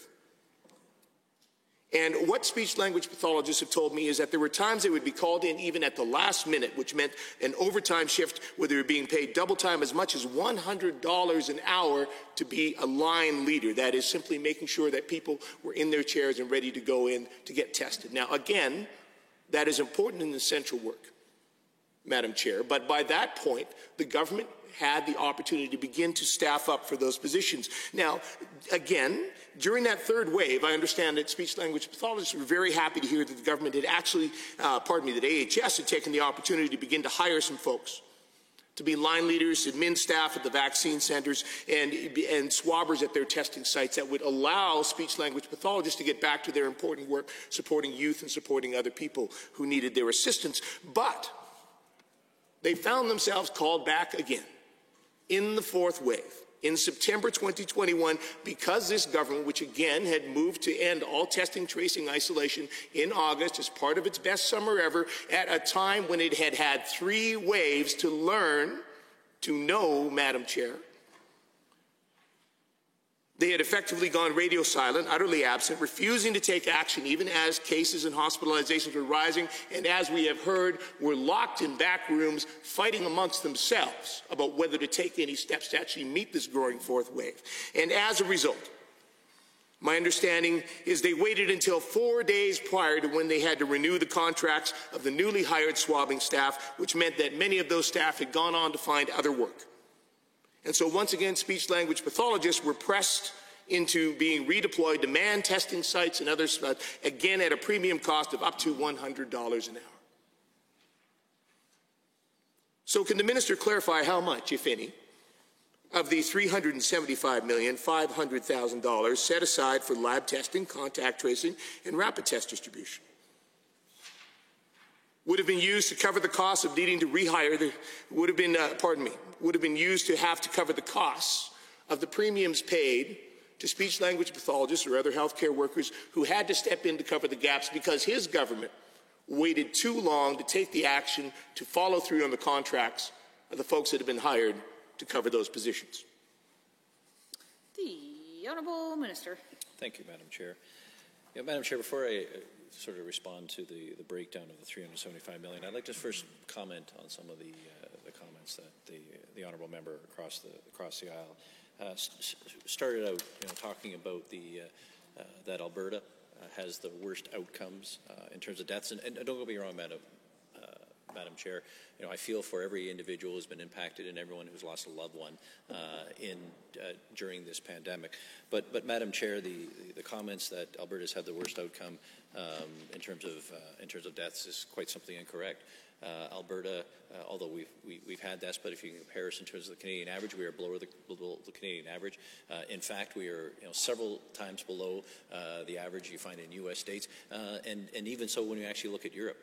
So I appreciate the comments being made over there, but the fact is the characterization of our government's response to COVID is simply incorrect. Madam Chair, we committed to Albertans that we would spend the money necessary for an appropriate response to COVID, and quite frankly, we have done that. If you look at the year previous, Madam Chair, sort of in terms of the amount spent in 2021, Madam Chair, that was $1.5 billion. This year, right, we're talking $1.867 billion to respond, and so that we can respond appropriately and make sure that Albertans have the resources and AHS. Right, have the resources that they need to be able to respond. And the response was varied in many. It involved lab testing, contact tracing, and rapid test distribution, supports for continuing care, Madam Chair, vaccine deployment, purchases for PPE, rapid test kits, which we spoke to earlier, acute care and entry screening, and then support for, isolation facilities, border programs, public health guidance, Department EOC operations, COVID critical drug reserve. Madam Chair, we spent the money, and quite frankly, our government, under the leadership of the Minister of Finance and Treasury Board, who gave the commitment to us that the health system would have the money that it needs to be able to appropriately respond, and we did provide that, and that's quite frankly what we're here doing today. Now, Madam Chair, the question that the Honourable Member asked is sort of like, what is a breakdown of that $375 million? I can tell you and share with this House that it's $166 million for testing and assessment centres, $144 million for contract tracing and case notification, $40 million for testing supplies. This is the inventory acquisition, and another $24.8 million for the distribution costs already mentioned. For the rapid tests, and one more comment. So I do appreciate, the challenges that our healthcare system has faced, and this has been a very challenging time. And our jurisdiction, Alberta, is no different than many other jurisdictions across the country, and having the need to redeploy resources to be able to respond to the pandemic. Madam Chair, I want to first of all thank all the healthcare workers who actually stepped up to the plate through multiple waves, and we saw in this fiscal year, part of wave 3, but also wave 4. NYFA thanked them for setting up, and we needed to be able to redeploy these workers, to be able to put healthcare professionals who had some training into different roles, whether that be moving individuals with healthcare training into contract tracing roles. But then, of course, as we moved out through a wave, then we can actually move them back into the role to be able to provide the health care services that they were originally trained to provide. So I want to thank them for that, but that was necessary, and it's been necessary not only in our jurisdiction, but across the entire country and jurisdictions around the world. But that's why the Budget 22 is so important, Madam Chair. Budget 22 is so important because we recognize that we need to increase overall our capacity in the healthcare system so that there needs to be less of moving resources from one location to another to be able to respond to future waves of COVID. We have additional $600 million this year, $600 million next year, $600 million the year after that. It's $1.8 billion addition to our operating expenses over the next 3 years. $3.5 billion in capital, Madam Chair. The honourable member and I had a lengthy conversation about the investment in capacity when we spoke about estimates. But Madam Chair, we recognize that we need to, quite frankly, normalize the resources that we have within the system. The additional $100 million a year, for example, for ICU, so we can respond better to it without having to pull resources from other areas of healthcare, without having to postpone surgeries. Madam Chair, we're doing that in Budget 22 to be able to increase capacity. And again, the estimates here is all about the monies that we have spent in the past fiscal year to be able to respond to the COVID pandemic appropriately and fully, and make sure that our healthcare workers who have done a tremendous job had the resources to be able to step up and respond to the crisis and provide services to Albertans. The honourable member. Thank you, Madam Chair, and appreciate that response from the Minister. And certainly there is something to be said for providing the financial resources that are needed to respond to COVID-19. But what I would note is that indeed Alberta faced the same pressures as other jurisdictions. Alberta faced the same challenges, and certainly there are uncertainties that are baked into responding to a pandemic with a previously unknown, a novel coronavirus. But, Madam Chair, there were repeated decisions by this government that made that situation, that uncertainty, so much worse for our frontline healthcare workers. And indeed, spending of dollars, Madam Chair, does not make up for lack of leadership. It does not make up for putting politics ahead of public health. And indeed, that is what we saw repeatedly throughout this pandemic, not unlike previous Conservative governments who put healthcare spending on a roller coaster. It would rise and fall with the price of oil, and the chaos, the uncertainty that created within the healthcare system made healthcare less efficient, more expensive, and created far more stress for healthcare workers. And indeed, that is what we had throughout this pandemic, thanks to this government's repeated decisions to act last and act least, so that its own political infighting get in the way of making the decisions to support those healthcare workers that the minister now stands in this House and purports to thank. Now, respectfully, I recognize we're here to talk about the dollars, but hey, you want to talk about the dollars, the fact is the costs of this pandemic are undoubtedly higher than they needed to be, because of this government's decisions to repeatedly push our healthcare system to the limits, to repeatedly push the limits of our ICU and hospitalization capacity, and the ongoing impacts that we're going to have, which indeed I had the opportunity to talk about with this minister during the estimates process. So the fact is, the minister and his government can congratulate themselves and pat themselves on the back. I hesitate to interrupt. That concludes the first 60-minute block for the official opposition. We will now move to the independent members of this House. There's 20-minute block remaining. Just to confirm, would you like, honourable member for Medicine Hat, would you like the first 10-minute block, and the honourable member for Central Peace Natalie the second 10-minute block? Yes, perfect. Would you like to share your time with the minister? Yes, I have a couple questions for health and one for energy. Ministers, do you mind if we go back and forth? Thank you. Just a reminder to direct your comments through the chair. I'm happy to facilitate that for you. Thank you, Madam Chair. The honourable member for Cypress Medicine Hat. Thank you again, Madam Chair. First of all, to the Minister of Health. $25 billion spent last year, and now we're dealing with another $726 million in supplemental supply. And I want to start with the $174 million for increased physician compensation, please. Thank you so loud to our physicians, our nurses, all our frontline workers. through what was absolutely an incredible 2 years, and I just couldn't imagine. But there was lots of things we heard last year that were COVID and pandemic response related, but not quite.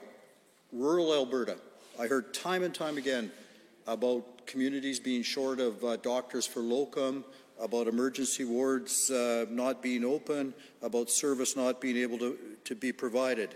And of course, 2 or 3 years ago, there was quite a controversy with our rural doctors especially, and there was some talk of withdrawal of service, and I believe the $180 million was added to the budget for that. So, Mr. Minister, I'd like to ask you if the $174 million, is any of that for locums? Is any of that to increase the number of rural frontline providers in physicians? And how much of that would be related to their extra work and their extra stress during COVID? Thank you. The Honourable Minister of Health. To the honourable member for the question. So, broadly speaking, I break down the numbers for the 173 or roughly 174 million. So the vast majority of it, ballpark $85 million, was really associated for increase in fee-for-service billings. And that sort of had two components to it. One is a catch-up. So you may recall the year previously when we got into the first year of COVID, there was a delay. So people reduced the amount of time that they're actually seeing their doctors, given the restrictions in place, and some people were just not comfortable seeing their doctors. And what we saw this fiscal year was a catch-up. So people actually seeing their family doctors that they actually hadn't seen before, and you had an increase in billings as a result of that. As well, we also put in place virtual codes to be able to make it easier, and in particular for Omicron, we put a new array of codes because we didn't want the same thing to happen as it did the first year that we were actually dealing with COVID, and as a result,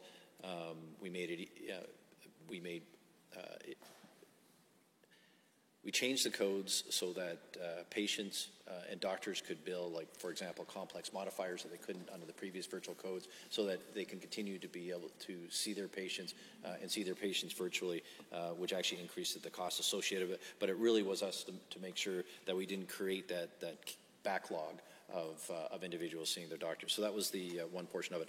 Another portion was associated $43 million, which increase in clinical alternative relationship plans due to the introduction of new and expanded ARPs.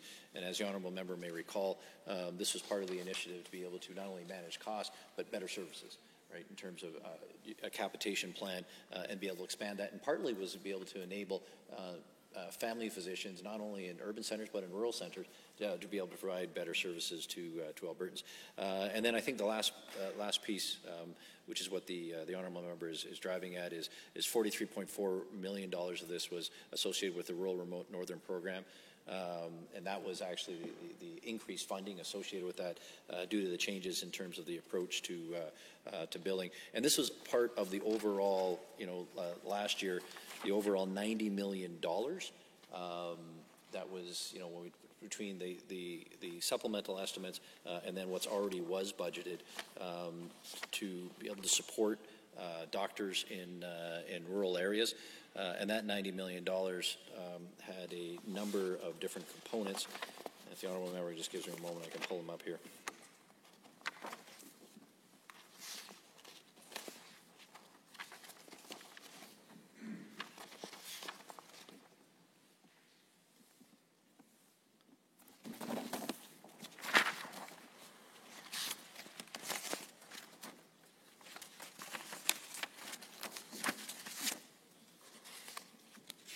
Yeah, so that include the Rural Medical Education Program, $6 million, the Rural Integrated Community Clerkship Program, $4 million, the Rural Health Profession Action Plan, $9 million, the Locum Program, $3 million, which included a rural locum of $1.4 million, a specialist locum program of $1.5, and the Rural Physician On-Call Program, $12 million. So, that now some of this was built into the original budget, and then as indicated previously, the other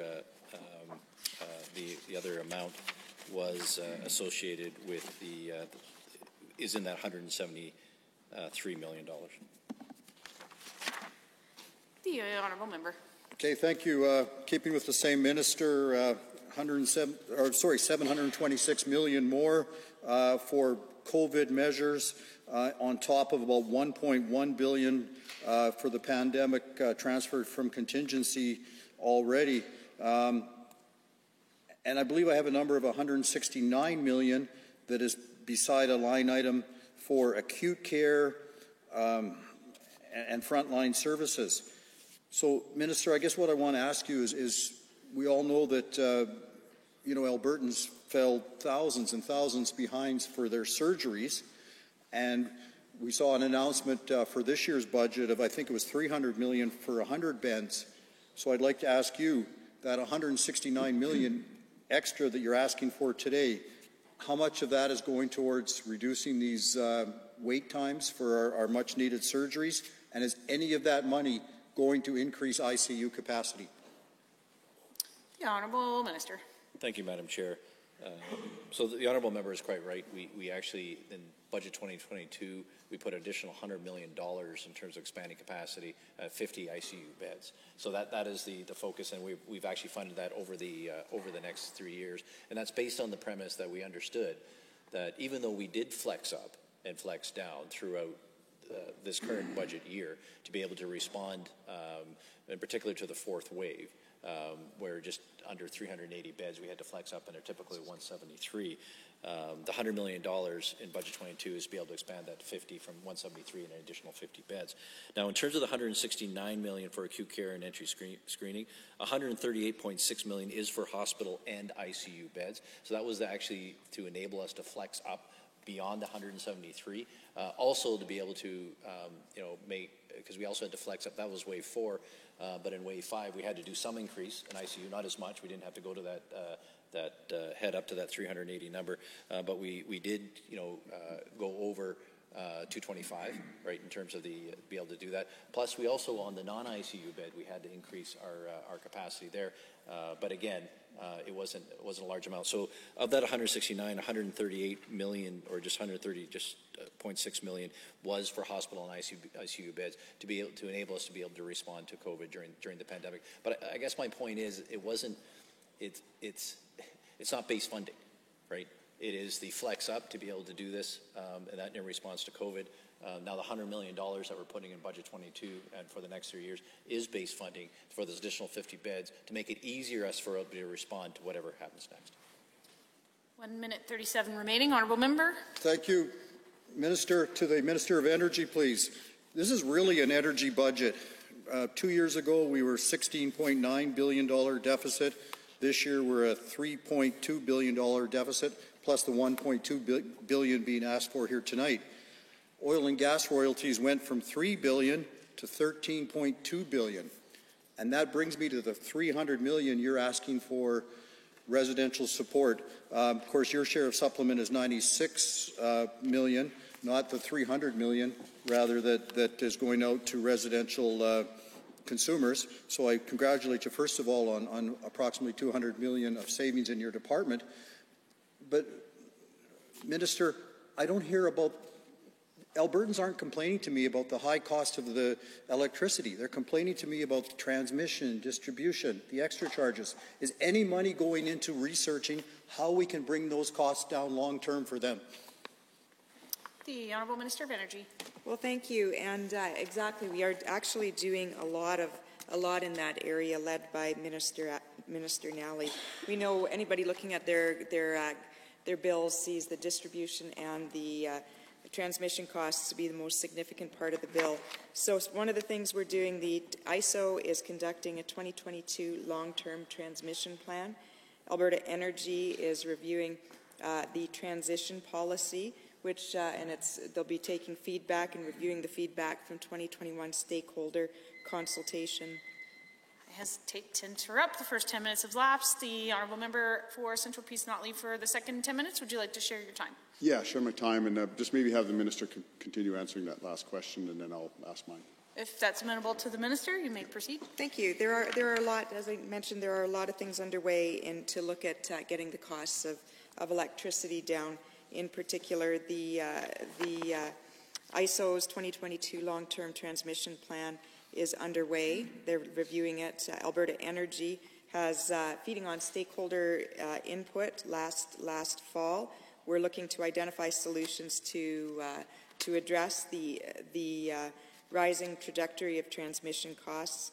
We're also looking at a number of things within the grid to try to get the price of electricity down, including self-supply and export. We're looking at energy storage. And the Alberta Utilities Commission has completed an inquiry into the future of the distribution system. So there are a number of things underway. We also, in terms of getting the energy price down, I would note that the return to the energy-only market and not proceeding to the NDP capacity market has brought in a number of announced investments into the electricity system. $5 billion of investments announced for new generation projects, including 50 power plants. The more electricity we have in the system, the more we'll get the costs down. So we do know that while utility prices are high right now, we are very concerned with the distribution and the transmission costs. But as I noted, there's several policies underway looking at innovative solutions to get the transmission costs down. And the Honourable Minister to supplement. All right. Thank you, Madam Chair. The member's right to ask this question. Albertans are paying very high transmission fees right now, right across the province, especially in rural Alberta. And as we consider, Madam Chair, what options we have, what levers we might have to pull, I think it's important that we understand what gave rise to these high transmission costs. And it bears repeating tonight, Madam Chair, that the previous government and previous governments before them, but the previous government spent almost $8 billion on transmission costs. And Madam Chair, those costs must be recovered by consumers. The system was overbuilt, and those costs are real.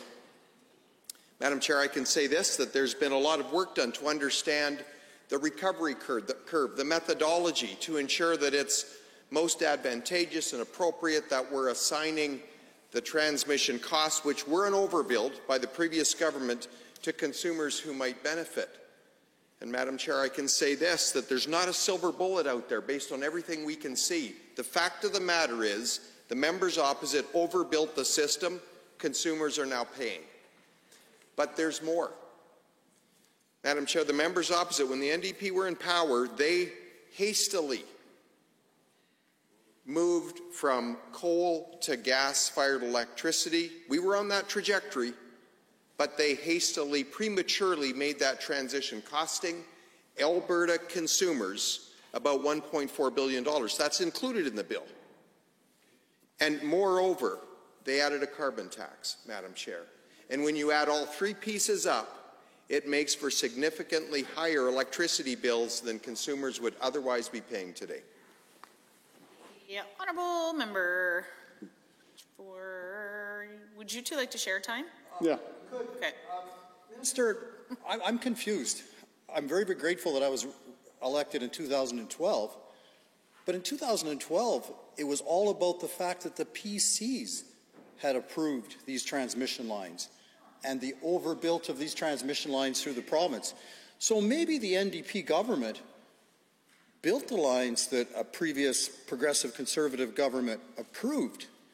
So I ask you, should they have not honored a contract? Or am I wrong? Did Bill 50?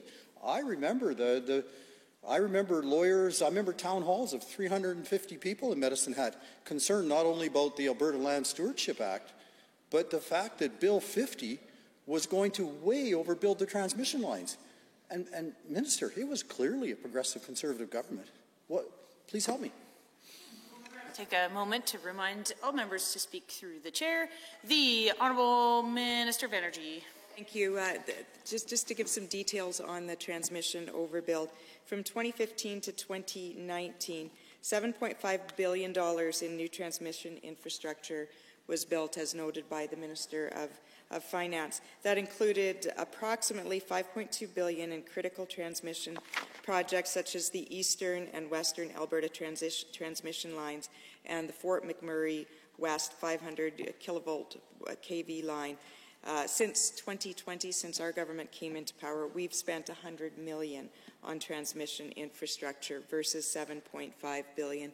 So I don't want to get into a debate of which government in the past authorized the approval. It doesn't matter. It's there in the budget, and those are coming up with higher electricity prices. The fact is, between 2015 and 2019, $7.5 billion of overbuild in infrastructure happened, and consumers are paying for that right now, Madam Chair, and that's why we are taking an innovative look at how to get down those costs through the various reviews I mentioned earlier. The honourable member. The honourable member, would you like to supplement from the Associate Minister? How much time is left, please? You have just under 4 minutes. I'll do this question. We'll see what's left after that. So. Okay. My question is fairly simple. It's to the Minister of Culture. And it's more of a question as far as, I guess, maybe just an explanation. Not questioning the amount and not questioning the need for the money that funding going to Ukraine for humanitarian and non-lethal defense military equipment. But I guess I'm curious as why that amount of money is in culture and not in intergovernmental affairs. So I'm just wondering if there'd be a simple explanation of why that is, because when I look through the business plan of culture, I don't see anything that relates to any kind of transferring money between governments, especially internationally, though intergovernmental affairs could qualify for that. So I just wonder if I could get an explanation for that. The Honourable Minister of Culture. The reason it was put through culture is because culture is set up with all of the granting staff to qualify and review and preview grant applications. These were put through under all of the rules. Even though we offered it, the organization still had to apply and provide all of their financial data and their legal society data and all the rest of it to the department so that there was good tracking and record keeping for it. It was put through under the Other Initiatives program, which is a very broad, open program that allows for a real wide variety of specific programs. So it was the cleanest, best reporting vehicle, I think, that we could have used. That's the main reason it was put through my department. Thank you. The honourable member. And just to follow up, and again, just an honest question here is, what organization made the grant application? Was it the Ukrainian government, or just trying to get that straight? The honourable minister. Madam Chair. I can give you the exact details. $350,000 of it went to the Alberta Provincial Congress of the Ukrainian-Canadian Congress. So that was for local Alberta services. $5 million. So actually, there was a previous $1 million in an initial grant, and then $5 million also added to it for a total of $6 million to the Canadian-Ukraine Foundation, which is registered in Canada. So it's again within Canada. And then the further $5 million for the Ukraine World Congress for its Unite with Ukraine campaign. So that's where the money went. That's the amounts that went to each. I'll turn the rest of the time over to the Associate Minister of Natural Gas and Electricity. Associate Minister of Natural Gas and Electricity. Thank you, Madam Chair. How much time do I have? 52 seconds. I just wanted to provide a little bit of color, and I'm glad that the member has picked up on the fact that there is a continuity of government. Because in 2015, when the NDP were elected, it's not like everything that the PCs were working on stopped. So in short, the NDP were not guilty of being the first government to overbuild the system. They were guilty of continuing the overbuild that began on the NDP. They're also guilty of not stopping the overbuild. And in addition, they are guilty of allowing the overbuild to literally explode on their watch. Madam Chair, as the Minister of Energy pointed out, we saw $100 million in 2020, and in 2021 there was $0 spent on transmission. So they are guilty of not stopping the overbuild, which is that is the exact restraint that is the exact restraint that we brought to the electricity grid, Madam Speaker. Well timed. Honourable members, we will now move to a 20-minute block with Government Caucus members. I see the Honourable Member for Lethbridge East to share time with Minister, I'm going to assume? Yes, Madam Chair, I'd like to share time with the Minister of Children's Services to begin. And that's okay? All right, please proceed. Thank you very much, Chair. First off, I would like to thank the Minister for all the time that she's put in this file, particularly the time she spent with many of my constituents talking and answering questions about children's services and the new agreement, as well as her work on getting the agreement with the federal government, working very hard and diligently on behalf of Alberta and the unique composition of our constituents all across the province, making sure that this program worked as good as it could be with the constraints put on her by the federal government on their half of that negotiation. To begin, I'd like to start on page 16, if possible. There is a total of $134,726,000 requested, with another $1 million that is being reprofiled from lower than budgeted expense in other programs. Can the Minister tell us how many children this funding is expected to benefit? Go ahead, Minister. Thank you very much, Chair. This is, the majority of this funding is in fact due to the new Canada-Alberta Early Learning and Childcare Agreement, which we've spoken a little bit about tonight. And, you know, I do want to point out, and it's one thing that I didn't quite have enough time to mention when the members opposite were asking questions, but there is really one taxpayer, and bringing these hard-earned Alberta tax dollars back to this province is something that Alberta parents wanted to see. This is a positive, Mr. Chair, and so we did invest. We invested in supporting childcare providers throughout COVID. We've got excellent news for parents and operators right across this province with $1 billion in funding starting in the next budget year. But in December 2021, to answer the member's specific question, there were approximately 70,000 children from birth to kindergarten age enrolled in licensed childcare. So that's at about 73% enrollment where we're at right now. Affordability grant funding and subsidy supports will result in an average reduction of 50%, and that is based on the average childcare fees that we see. Programs do report that information to the ministry, and so we use that as an average. With the operating grant, we will reduce fees for all parents in every single space, Mr. Chair, and that is in licensed day homes and preschools and childcare facilities, because we respect parent choice. This is an average, so some families may see less of a reduction when it comes to a percentage. Some will receive a greater reduction than that, but every single parent right across this province in every corner in a licensed space will see a decrease. They already have seen that, Mr. Chair, that those dollars started to roll out in January. Some operators had the flexibility to roll it out in February or March and then retroactively support parents. And we're also committed to creating another 42,500 spaces as a minimum over the next 5 years. Go ahead, member. Thank you, Chair, and thank you through you to the Minister for their work on that. I deeply appreciate it, and I, again, just to reiterate, appreciate the time she spent in Lethbridge and area, speaking to many of those operators there, answering their questions. Again, I know that the Minister put a lot of work in negotiating an agreement with the federal government that would work for Albertan families. This government knows that there is no one-size-fits-all solution to childcare, and I would like to, again, thank the Minister for her work specifically on this file. The Canada-Alberta Early Learning and Childcare Agreement includes childcare worker supports, which I see as being allocated at $28,167,000 on page 16 of the supplementary estimates.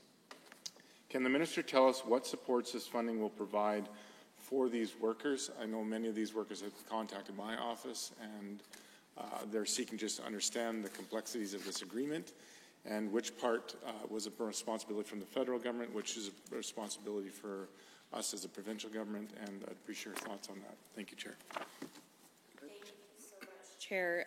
And I do want to thank the member for just being so engaged on this file. It is true we've had a number of discussions with operators in Lethbridge and area. And specifically the last meeting we had were on areas where there's still some work to do. We committed to rolling this out over 5 years. And Chair, I firmly believe that to do that we need feedback from Albertans. And so I do want to thank the member for organizing that and making sure that he is well connected with operators in Lethbridge and organizing opportunities for me to speak directly to operators and educators, because we want to make sure we get this right, and that's exactly how we do that. Chair, so the $28.2 million is made up of three things. $3.3 million from the new Canada-Alberta Early Learning and Childcare Agreement, $30.3 million from the Federal Childcare Workforce Agreement. There was a total in that funding of $56 million to support the workforce in that federal agreement. This funding is to strengthen the workforce through skills training and professional development. It will also support childcare staff recovery and retention, wage top-ups for childcare and preschool educators, which is something we heard was very important. And it's offset by $5.4 million due to lower than anticipated uptake of the childcare critical worker benefit, as we've discussed this evening. Go ahead, member. Thank you to the minister yet again. It is my understanding from page 16 of the supplementary estimates that related to this $28.2 million is a partial offset of the $5,414,000 due to the lower than expected enrollment in the critical worker benefit program. So I've got a number of questions on this topic and this line item in particular. So I'll ask maybe a couple and allow the minister to respond. Can I assume that this lower enrollment is why we did not use the full critical worker benefit program? And would the minister be able to provide insight as to why we saw a lower than anticipated enrollment in that same program? Thank you. Those are excellent questions, Chair. So first of all, the number of eligible workers was estimated based on ratios of support to frontline staff, and we wanted to make sure that there were enough dollars set aside to support all of those frontline workers, educators, and support staff who might be eligible for this program. It was estimated based on the highest possible uptake, because that is the responsible thing to do. As mentioned, phase 2 was expanded to make sure that we could include non-frontline staff, so those that may not be trained early childhood educators, level 1, 2, 3, those educators that we provide a wage top-up for in our licensed spaces and facilities. And we heard from childcare operators that this work was very important, especially during a time like COVID. Those who may come in as supports, those who made sure that facilities were kept clean and they could adhere to all of the guidance put forward by the Chief Medical Officer of Health. You know, those who provide healthy, nutritious meals for our youngest citizens. That's very important. Or in my case, you know, my own son maybe ate bread for probably a good 6 months. So they prepared exceptional meals, Mr. Chair, but my son didn't always appreciate them, but I know lots of children and parents very much do. And so these are very important roles. And so we heard that feedback. We expanded that program. Staff levels are also, though, based on childcare enrollment, and those numbers fluctuated, of course, throughout the pandemic. Children's Services did, in fact, communicate a number of times to programs to make sure that they, first of all, were aware of the benefit. They knew exactly who was eligible in each of the phases, and we did make sure that all workers who were eligible in this phase who applied received the benefit. Thank you. Go ahead. Carry on, member. Thank you, Chair. Continuing on this same topic for the minister's sake, given that it is a cost-shared program, when the federal government approved the reallocation, will the federal government approve the reallocation of the $5.4 million that went unused? And going hand in hand with this last question, having already established this as a cost-share program, can the minister provide some insight into how the federal government determines Alberta's allocation under the Canada-Alberta Early Learning and Childcare Agreement? Thank you Very much. So to answer the first question, the Ministry of Labour and Immigration is providing the oversight to this program and will address the use of any unspent federal dollars. So that's not something that I should probably speak to specifically. But to answer the second question, the federal government's 2021 budget allocated $30 billion for a 5-year commitment for all provinces and territories. The Canada-Alberta Early Learning and Childcare Agreement designated amounts to be transferred in total to all provinces and territories under this initiative. The formula includes funding on a per-child population, and that's 0 to 12 for each of the provinces.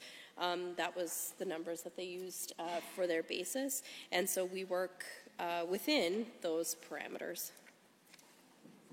Thank you. Go ahead, member. Chair, 2 final questions on the same line of thinking, and then I can move on. Will the amount change year over year, and will we require additional supplementary supply each year? The Minister can explain a little bit of that process, and then perhaps the Minister can explain why we need supplementary supply if there's an agreement in place that allocates the federal amount. Just last bits of clarity on that topic. Thank you, Chair. Those are excellent questions, Chair, for the member. So to answer the first question, no, the funding for the new Canada-Alberta Early Learning and Childcare Agreement is included in Budget 2022. It's based on our estimated requirements to meet the new terms of the agreement. Each province has an action plan that specifically outlines how those dollars are going to be allocated. And like I said before, we do have some wiggle room to make sure that we're meeting the demands and what we're seeing as we roll this out. So I think some of the flexibility is a positive thing, but only changes to funding allocations might require a supplementary supply, which would be something like carryover funds. In previous years, we did have some flexibility, Chair, to use some of those dollars, for example, to address COVID-related needs, specifically in the first year of the pandemic. And to answer the second question, the Ministry still needs the authority to disperse the funds. So additional details for that, that is, as per, I would say, Financial Administration Act, we still need the authority to draw from General Revenue Fund and then disperse those federal dollars received from the federal government. Thank you. Have more questions, member? Thank you very much, Chair. Carrying on then, still on page 16 of the supplementary supply estimates, it is mentioned that the funding requested in supplementary supply is partially offset by a reduction of $49,300,000 due to lower than expected enrollment in childcare facilities. So on that topic and that amount, I also have a number of questions. These are a little bit longer, so I'll probably just take them one at a time. Can the Minister tell the Chamber if that's a result of the pandemic and the adjustments being made there, with some families keeping their children at home, or if there's another reason for this enrollment reduction or something else that can be anticipated if the Minister could unpack that portion of that amount. Go ahead, Minister. Thank you so much. And, how we, one of the very important places that we get this information is not only from parents, but also from childcare operators. And we do keep in touch with them and have throughout the pandemic. So in Budget 2021, the Ministry did plan for enrollment rates to return closer to pre-pandemic levels.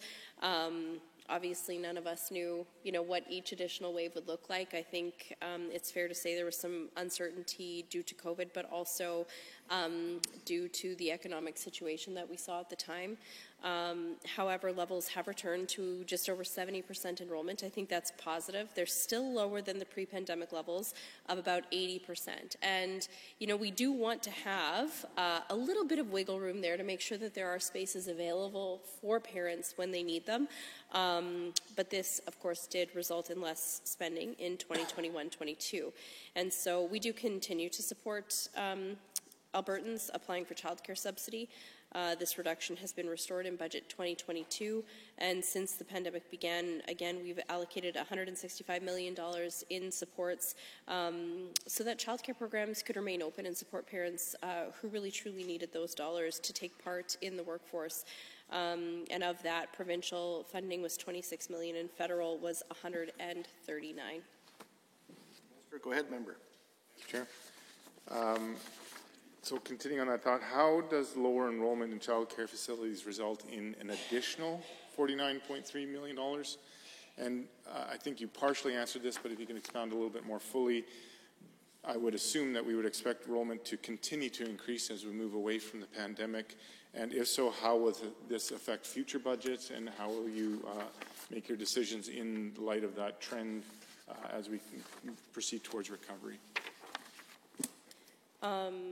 No, we do not expect it to affect future budgets. As I've said, the agreement that we have with the federal government does require us to not replace provincial investments with federal, and so we're going to continue to invest at budgeted levels in the past, and will continue to support the increasing demand of Albertans applying for childcare subsidy.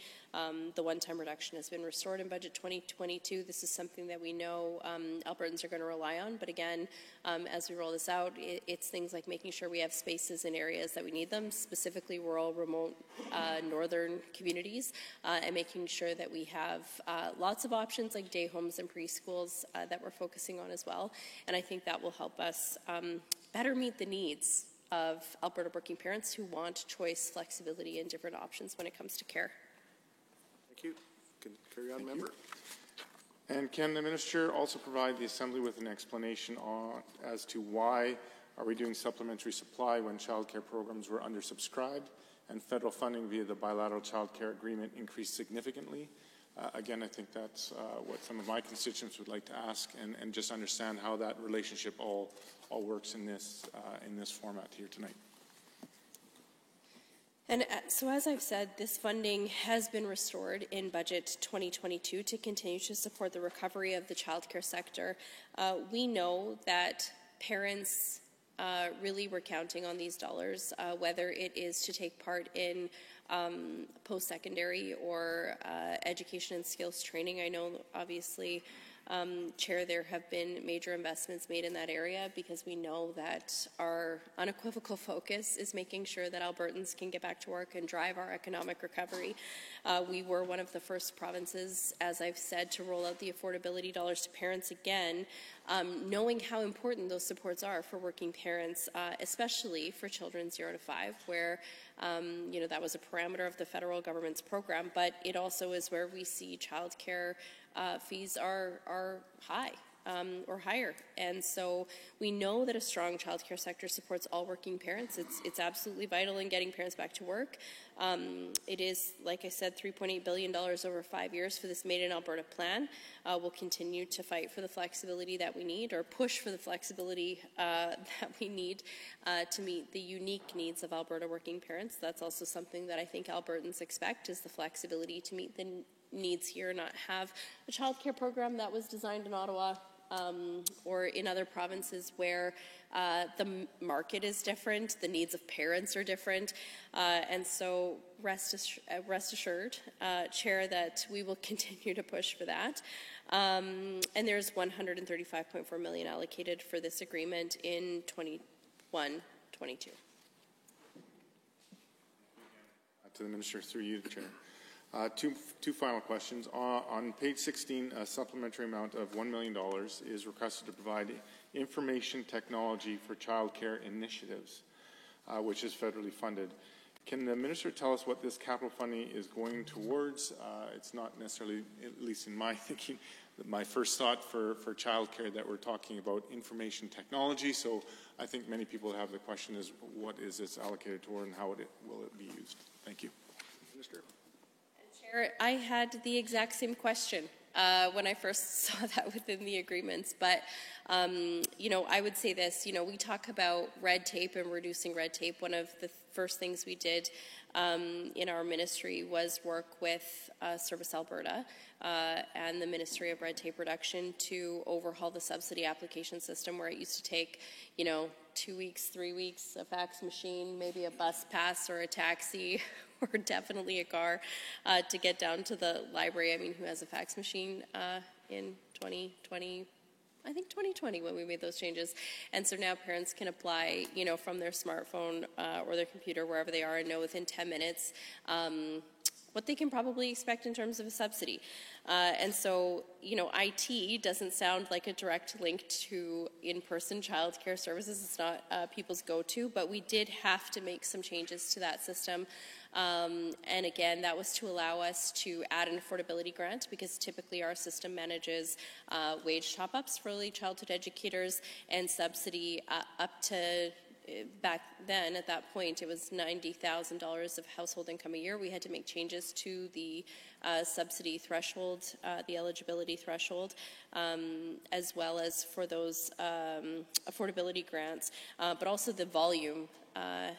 Obviously, Chair, as parents, we're quite excited about this program. We saw the volume of applications coming in for subsidy go up, and we needed to make sure that the system can handle that. I mean, hopefully, as we move forward, the system will become even more responsive to changes that we're seeing, and we also know that we need data to, I would say, effectively make future investments and get these dollars out to programs so that they can help support parents. 5 seconds remaining. If I could just read into the record. No, sorry. Next time, we'll now move to the members of the official opposition for 10-minute blocks. Honourable Member Fermanton-Glenora, would you like to share your time? I would, yeah. With which minister? The first question is to culture, and then the remainder for energy, if possible. Is that amenable for culture and energy? Okay, perfect. Please proceed with your 10 minutes. Thanks so much. And I want to recognize the public servants who are here tonight to support us in this important discussion as we consider supplementary supply. Thank you very much to them and to all members of the Assembly. And I also want to say how I appreciate the tone we've had here tonight, and I hope that we're able to keep it going. I think that having the back and forth and having some opportunity to probe more deeply is certainly beneficial to getting better information to answer questions. So my first question, the only one I really have to the Minister of Culture is, I understand there was a $1 million commitment and then a $10.3 million commitment made on separate dates about a month ago and about 3 weeks ago, and I'm just looking for clarification that that money's actually made its way out the door. We know that every day that people in Ukraine are continuing to defend their territory and their sovereignty matter, so I just want to make sure that we've actually, the announcements that have been made have actually resulted in the helmets and first aid kits that have been announced. Thank you. The Honourable Minister of Culture. Thanks, Madam Chair. Yes, the grants have been through the process. My understanding is, while I've signed off on them, my understanding is they are out the door, but I don't actually sign the checks. They're direct transfers, but I have signed off on them, so they should be, if not already. So that's the closest I can give you for an exact answer on that. The Honourable Member. Very much, Madam Chair. And if either the Minister for Culture or the Minister of Finance would take it upon themselves to confirm that that money is actually being distributed and notify the House tomorrow in whatever fashion they see so fit. I just think Albertans would like the confirmation as quickly as possible that the commitments that have been made have materialized. I know the pledges were very well received, and rightfully so, but yeah, every day people are putting their lives on the line, and I think we'd like to make sure that we have that confirmation. So I appreciate that it's being signed. I just want to make sure that that the resources are actually being provided, especially hearing about things like medication and a lot of these very things that that people there need to sustain their own lives. So waiting for 3 or 4 weeks to get money to buy medication that's much needed would not be sustainable for many people. The remainder of my questions relate to energy, and I just want to start by acknowledging that there are a couple of areas of overspend in this budget, and the primary one relates to the recent announcement of a energy rebate, $50 a month for 3 months post-dated, so I think that's January, February, March, but I imagine the money won't get out the door till probably April, but because it's in the current fiscal year, I think that's the reason why we're being asked to approve the expenditures today. I'd like just some confirmation from either the Minister of Finance or Energy that it's that the $50 per month, because it's for the first 3 months, which are in the fiscal year that we're already about to leave. That's why it's being asked for, even though people probably won't actually see the checks until the next fiscal year in their own mailboxes. The Honourable Minister of Energy. And the member is Madam Chair, the member is correct. It's $50 per month for a total of $150 to help address the electricity costs for the months of January, February, and March. So this targeted relief will be provided to residential, farm, and small business operators, consumers who consume less than 250 megawatt hours per year, We anticipate that that will cover up to 1 million homes and farms and businesses. The exact eligibility criteria is being determined right now and will be announced very shortly.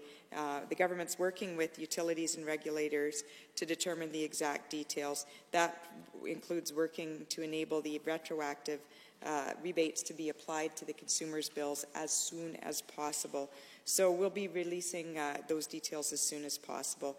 And this rebate, combined with the natural gas rebate announced in the budget 2022, will provide some real relief to Albertans. We also think that the electricity rates, just to give an example of how the $50 will help, the electricity rates have gone up on average by between $50 and $75 per month for the typical Albertan household.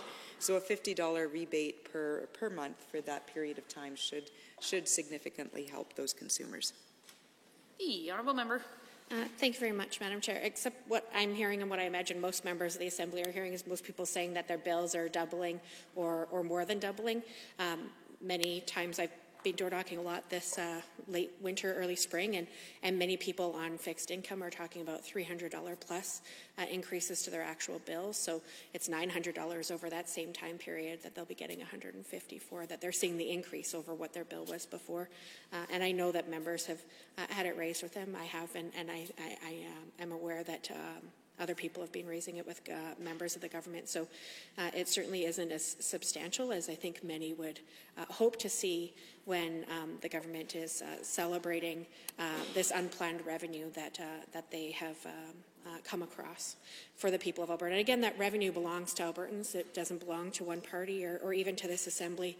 It's the benefit of primarily natural resource revenue that we are all owners of and therefore should all see the benefit of. So the government's asking the legislature to appropriate funds to provide some relief to Albertans, but at the same time they're spending $30 million on the War Room. I know that we have asked questions about why the government's continuing to prioritize that, and I think that we deserve some more clarity about why that $30 million isn't being passed on to consumers to help reduce their personal burden that they're facing, and why the government's seeing to instead asking for more money when they could simply reprofile some of the money from the War Room, which hasn't seen the kind of returns that I think most Albertans would hope from a $30 million investment. The Honourable Minister of Energy. Thank you. The funding for the Canadian Energy Centre comes from the overall industry advocacy budget of $27 million. The portion that goes to the Canadian Energy Centre is $12 million, so it's not the $30 million.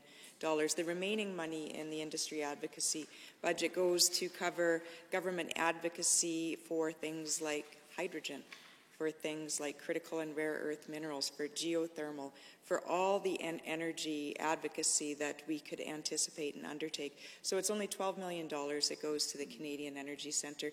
And when you compare that to the hundreds of millions of dollars that have been spent targeting environmental initiatives in Canada and in Alberta to landlock our resources, it's money well worth it to protect our energy sector and to ensure that we're able to continue to get our energy product to market. We've seen the impact in the past of what happens when you don't stand up and support your energy sector. It's vetoed pipelines, it's delayed projects, it's has impact on royalties collected. It has impact on the differentials. We ended up in curtailment because we didn't have enough pipeline capacity to move our resources to market. So again, to emphasize, the budget for the Canadian Energy Centre is $12 million. The remaining budget is extremely important to Albertans if we want to be able to develop a hydrogen economy, if we want to be able to diversify, because we know that the funding that has been used to target our oil and gas sector in the past, it's money looking for the next cause. It's money to looking for a home. So we have to stand up and make sure that we're supporting hydrogen and all the sorts of energy that are going to be needed to bring in a lower carbon future. The Honourable Member. Oh, sure. Or, sir, may I have a time check? 1:120. hopefully I'll get to hear more supplementals in a further exchange, but we'll take this 1 minute to just say that many Albertan families are facing a really tough time right now in terms of their personal bills, and particularly as it relates to their power bills and energy costs. And when I think about the government's celebrating the $300 million, which works out to about $50 a month just for 3 months, and of course that continuation of the program isn't in budget 2022, so we don't see any anticipated relief for Albertans in the out months. When I think about the $1.3 billion, at least that was gambled on the re-election of Donald Trump, and what a difference that money could have made if it would have been extended through this budget to actually help family budgets rather than a failed bet on who would be the President of the United States. I can't help but think of the opportunity that could have created. It could have been $250 for those 3 months, or it could have been $50 a month for an extended period of time. I think most Albertans would like to see some kind of stability, certainty, or return to some type of rate cap. So has the government considered what would be possible if that money that was gambled on that re-election bid instead had been focused on supporting everyday Albertans, and particularly as it relates to their power bills? Thank you. Honourable members. I would also note... Sorry. We'll now move to members of the Government Caucus for the next 10-minute block. The Honourable Member for Calgary-Klein, would you like to share your time with the Minister? I would, yes, Minister of Culture. Minister of Culture, is that amenable? Please proceed. Excellent. I actually appreciated the member from Glenora talking about Ukraine and of course, the challenges that we've seen there. Sorry, there we go. Certainly thankful to see our budget addressing some compassionate work and making sure that we're, as Albertans, helping out as best as we can. I think it's fair to say that the horrors of the ongoing war in Ukraine are top of mind for many of us, and I've certainly heard from a lot of my constituents about this. As we've seen images of bomb maternity hospitals, the one in Mario, Pal, and site which was supposed to be a place of life and hope, has been circulating online and on our TV screens, a sickening example of the atrocities that are being committed. These images can leave many of us here feeling helpless and unsure of what we can do to help the people in Ukraine. And that is why, again, I'm so glad to see that our government is planning to commit funding to Ukraine. If the supplementary estimates are passed, I see that on page 20, it says that the ministry is requesting supplementary funding to provide funding to Ukraine for humanitarian and non-lethal defensive military equipment. So just wondering if the minister can tell us about what organizations this is going to be funding and what they will be using the funding for specifically. The Honourable Minister of Culture. Thank you. Yes. So I did briefly state a few minutes ago the initial $1 million went to the Canadian Ukraine Foundation, then $5 million more to the same, which makes a total of $6 million to the Ukraine Canadian Foundation, and then $5 million to the Ukraine World Congress, which is actually sort of a support organization for Ukrainians around the world to support their country, to support what happens with them.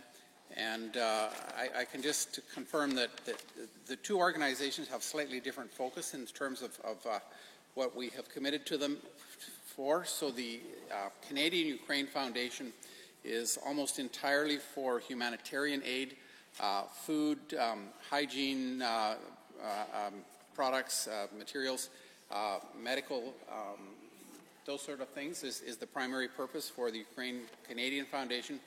The World Congress is more for non-lethal defense to go to Ukrainian defense personnel in Ukraine. So it includes things like helmets, night vision goggles, boots, protective vests, also some communications equipment and logistics resources. So that's sort of the general direction for those.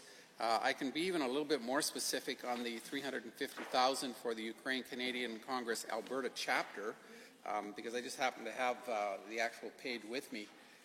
So that money specifically, according to the agreed upon grant application. Part of it will go for public information campaign to educate Albertans about the war in Ukraine and particularly its impact on Alberta. And I should say that will also be in anticipation of refugees that may end up here to facilitate joint projects to fundraise. So they're going to use it to actually multiply what we've given them through fundraising efforts to hopefully make it substantially a lot more than that, in fact. So joint fundraising projects for humanitarian purposes and refugees to Alberta, and to enable a number of organizations to use organizations of the Alberta Provincial Chapter to liaise and provide coordination of volunteers with Alberta's professional immigrant settlement agencies. So there is the anticipation that there will be a need to help some folks, whether it's for a shorter term of a few years or permanently, I don't know, but to help settle immigrants that end up here because they are refugees at war. So that 350 expenses associated with that, 225,000 of it will be for staffing costs to achieve these objectives. Another 100,000 of it will be for general operations, and the last 30 for social media marketing. So that's the 350 to the Alberta chapter. So that's the one I can give you the most details on because I happen to have it here with me tonight. So I hope that answers the question, and I'll open to whatever else. The Honourable Minister of Finance. Well, thank you, Madam Chair. I'd just like to rise and respond to the, I think, very good question from the member from Edmonton, Glenora, and that is in terms of the status of the funds. It was certainly the belief of the Minister of Culture that the funds had gone out. It was my belief we can confirm that right now. The funds have gone out to all three organizations, and I think all members of this House would be interested in that. Well, member for Calgary-Klein. Glad we could get a double in there. So, also just excited to hear about the partnerships with civil society organizations and the ability to leverage these great organizations to just get that much more done with the government dollars here. So great to hear. Thank you through Madam Chair to the Minister for that initiative. Alberta has a large population, obviously, of Ukrainians and many who live in Calgary-Klein who have friends and relatives who have been severely impacted by Russia's aggression in their country. And the fear and anxiety of these Albertans, what they're facing each and every day is just unfathomable. I couldn't even imagine having to turn to TV and log onto Twitter each morning to see how the war is moving and what area most recently has been hit with the airstrikes. So hoping to get confirmation that that their loved ones are still okay and alive. So the question here is, can the Minister tell us how this funding will support those who are currently being impacted by the war here and in Ukraine? The Honourable Minister of Culture. Yeah, so, you know, I mean, this is truly a tragedy almost beyond belief. And the needs for just urgent humanitarian aid products is sort of the immediate urgency of the hour. Food, clothing, baby care supplies, all of these different kinds of things are being delivered. I can also add that I know even from Alberta here, there have been a number of individual voluntary organizations that have sent aid to Ukraine. I've received pictures of the plane landing in Ukraine being distributed to different cities. So there's sort of the immediate physical support that will come, but also, you know, the long-term trauma, the separation of families, the death of loved ones. Like I said, these are tragedies almost beyond belief, and the need to welcome and to help people settle and to be accepted for those that end up here in Alberta as refugees. I think there'll be a tremendous need for us as Albertans, and in particular the Ukrainian community, to gather around their people to try and provide for them that sense of welcome, of belonging. I don't know that we can even begin to imagine the struggles that they will face. But I know that there is an intent to be able to provide housing, of course, employment opportunities, resettlement issues, and counseling and supports, and all those different kinds of things. So it's the full spectrum, really, of the immediate physical need to much longer term mental, economic, social supports that will be there to help the people, particularly that arrive here in Alberta. So thank you, Madam Chair. The honourable member. Excellent. Thank you, Madam Chair. And again, thank you to the Minister for all of his efforts to help make things better for the people in Ukraine, as well as those who have loved ones here that have people impacted by this war. Talking about our civil society partners and ways people can get involved, I'm just curious, with the numerous ways that you've mentioned, if there's going to be a site available, or if you can reference how people can get connected so they can volunteer and they can help contribute financially or in other ways if possible. The Honourable Minister. Thank you, Madam Chair. I think the best answer to that would be to connect with the Alberta chapter, Alberta Council of the Ukraine Canadian Congress. That is their role, to sort of be that clearinghouse. That's what we funded them for, to be that resource and that center guide, and I think they'll do a great job of that. So that would be my answer, is to connect with them, and they'll be the ones that will be the most informed, the most connected, and aware of what the specific needs are in that regard. So thank you. The honourable member will not have enough time. The next 10-minute block will go to members of the official opposition. The honourable member from Tingloner. I just wanted to paraphrase the last question, and I know the minister didn't have a chance to respond. So just the question around the significant investment of, we believe it was reported at least $1.3 billion in the re-election of Donald Trump on one specific energy project, and how that money could have instead been used to support family budgets. It would either be $250 a month, I believe, following the same formula that the minister outlined, around $300 million being $50 a month, or it could have been extended for many more months. So does the minister have any thoughts about how that money could have been prioritized to address family budgets? I'm assuming you're sharing your time. If the minister is amenable, please proceed. Would have helped us with having more funds available was if there hadn't been the NDP crude by rail deal. Madam Chair, it would have cost the government $2.7 billion to run that program. We've achieved a significant cost reduction by renegotiating the contracts, and we saved $400 million, at least $400 million from that. And one of the significant things here is some of the money, you'll notice in the supplementary estimates that their overall savings from budget 2021 in the Department of Energy budget was $203 million overall saving.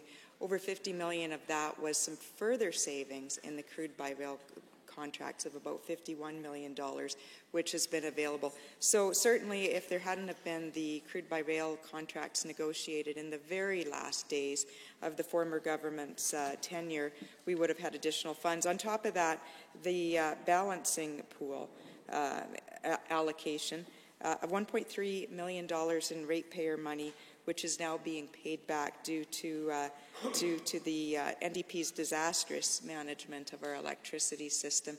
So those two things, $2.7 billion in crude by rail plus $1.3 billion in balancing pool, is fairly significant. And I would just point out, with respect to the KXL claim, we are pursuing a NAFTA claim in the United States under CUSMA claim for arbitration to recover those costs.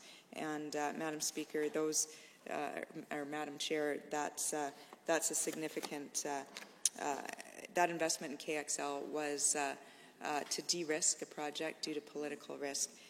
The crude by rail deal was just simply a bad deal, as was the balancing pool. So those things would have significantly returned money. But as I said, we are providing $300 million support, electricity support to consumers through the budget. The honourable member. Thank you, Madam Chair. What I was hoping we would have heard was some discussion around what could actually be done for Alberta families instead of trying to lay blame for skyrocketing costs that Alberta families are facing today under the current government's leadership. I do want to touch base on page 26, so the supplementary supply estimates. There's a line item where it says cost of selling oil. The budget we're asking for here in the Assembly is almost double what the current estimate was. The supplementary estimate an additional $63 million. So I'd like to have the minister explain a little bit why that number is so much higher than anticipated. Thank you. And Madam Chair, the cost of selling oil refers to the APMC costs to market the brick barrels, bitumen royalty in kind, and it goes up and down depending on the volume of oil marketed, and there's been a greater amount of, it also goes up and down dependent on the costs of transportation and other logistics. So over last year, the cost of selling oil went up because there was more brick barrels being marketed. Transportation costs were higher. Also, some more of the costs for selling oil were pulled back into APMC. Previously, in prior year's budget, there was a third-party agent that was engaged to do it. That's been pulled in-house to do that by APMC, which has saved significant costs overall from the third party. So those various factors of cost of selling oil have increased it. And one of the part is it's a good thing. It's a good thing if there's more oil being marketed by APMC because there will be a revenue associated in another part of the budget. But that's basically the background on that additional cost. The honourable member. And may I have a time check again, Madam Chair?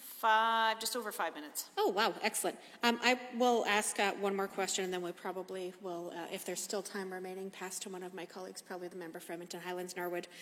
So just as the minister just highlighted that moving staffing from a third party to internal hire within APMC has seen cost savings, significant cost savings. I think she just highlighted, and I just wanted to say that I'm glad that she has shared that information with the House, and hope that when colleagues around the cabinet table are looking at privatizing or outsourcing to third parties, that they consider some of the feedback that we just received about some of the benefits when you actually do things internally in-house, and how you can see significant savings that can in turn be passed on to the Albertans at large, including, of course, the taxpayer. So thank you, Minister, for that clarity, and happy to pass the remainder of my time to my colleague for Edmonton Highlands Norwood. The honourable member, would you like to share your time with the minister? Yes, please, if you don't Which mind. Minister? Let's stay on the energy train. Why not? Honourable Minister, you're amenable to sharing time? Sure. All right, please proceed. Thank you. Thanks very much. Yeah, and I would like to just touch on a few pieces that have been said before, but maybe just get a little bit of clarity. And you know, I will preface this a little bit, so I am going to get to my question here in estimates. But you know, I did hear the minister railing a bit against, you know, when asked about the war room from my colleague from Edmonton, Glenora. You know, her response was, you know, to talk about, you know, activists and that sort of thing. And I just really hope that this minister, you know, reflects on just the fact that, she did make a comment about I think a low carbon economy, which was nice to hear. But you know, we are hearing today, and I didn't get a chance to speak in the legislature at all, or I would have noted it, just where we're at with climate change these days.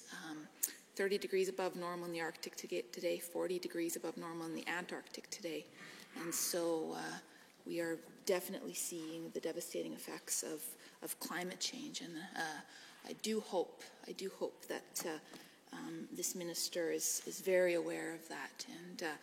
And I'll connect that to the war room and to the budget line estimates, to just, again, you know, think about how that money, the $30 million on the failed war room, could be instead used. I mean, we could point to countless examples, like, you know, perhaps reindexing AISH. But, you know, why not simply, to ask it again and maybe in a different form, why not, if you're not going to shut down the war room, and I feel like the answer was unsatisfactory prior, if you're not going to shut it down, why not look at reinvesting that money in, say, diversification projects? So I'd love for the minister to just talk a little bit more about why we're paying for the failed war room. The Honourable Minister of Energy. I've got a question just to address some of the questions around climate change, and I can tie some of that background into some of the work that the Canadian Energy Centre is doing. And let me talk about the tremendous project that our Canadian oil sands producers are undertaking in their Pathways Initiative to net zero. That's to get our entire oil sands to net zero by 2050. That's a significant initiative that the Canadian Energy Centre is promoting. In fact, in their recent advertising campaign in New York City and in the Wall Street Journal, billboards in New York City was cleaner, closer, committed to net zero, talking about the importance of Canadian energy. I can't think of a better use of Canadian Energy Centre funds than to promote how great our country is and how great our oil sands producers are in addressing climate change. So that's one of the significant things that the Canadian Energy Centre is doing, and I would think, then I would hope, that the members opposite would be proud of that, would be proud of our oil production here in Canada, would be proud of the fact that our Pathways Initiative is getting our oil sands to net zero. The Honourable Minister of Finance.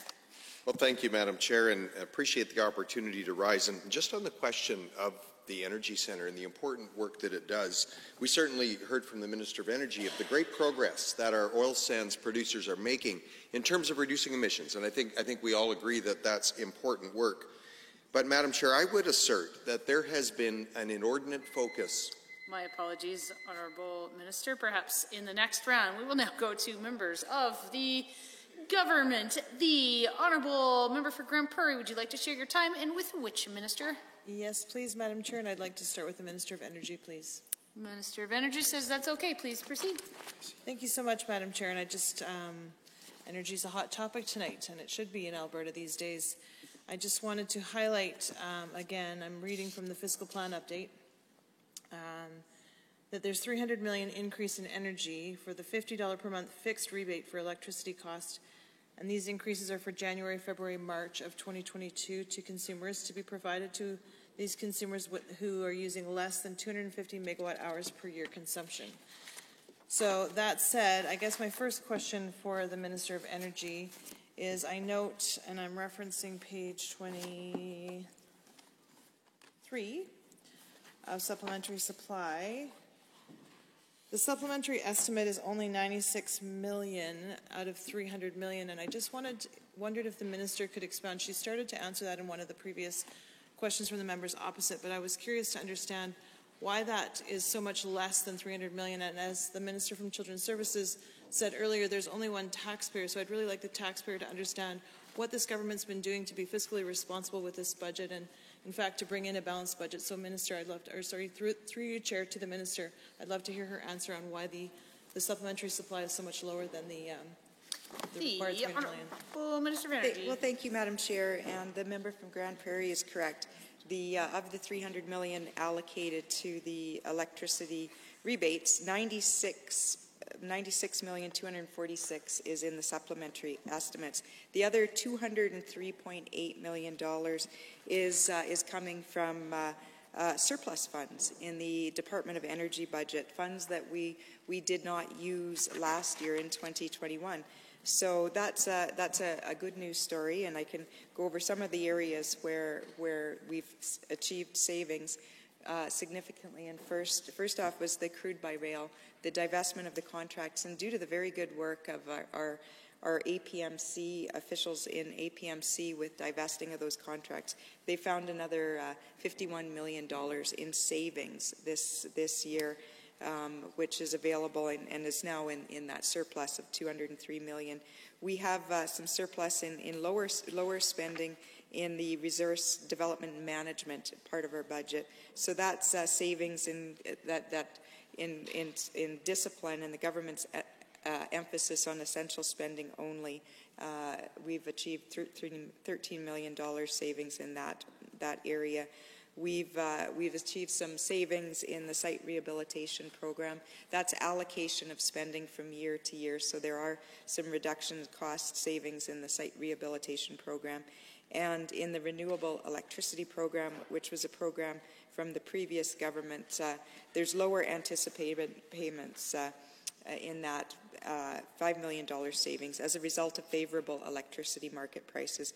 And that amount is partially offset by the $63 million increase in the cost of selling oil that the member from Edmonton Glenora had asked about. So this is a good news story. We've saved $203.8 million from budget last year, which has been applied and can go to lowering electricity costs for Albertans.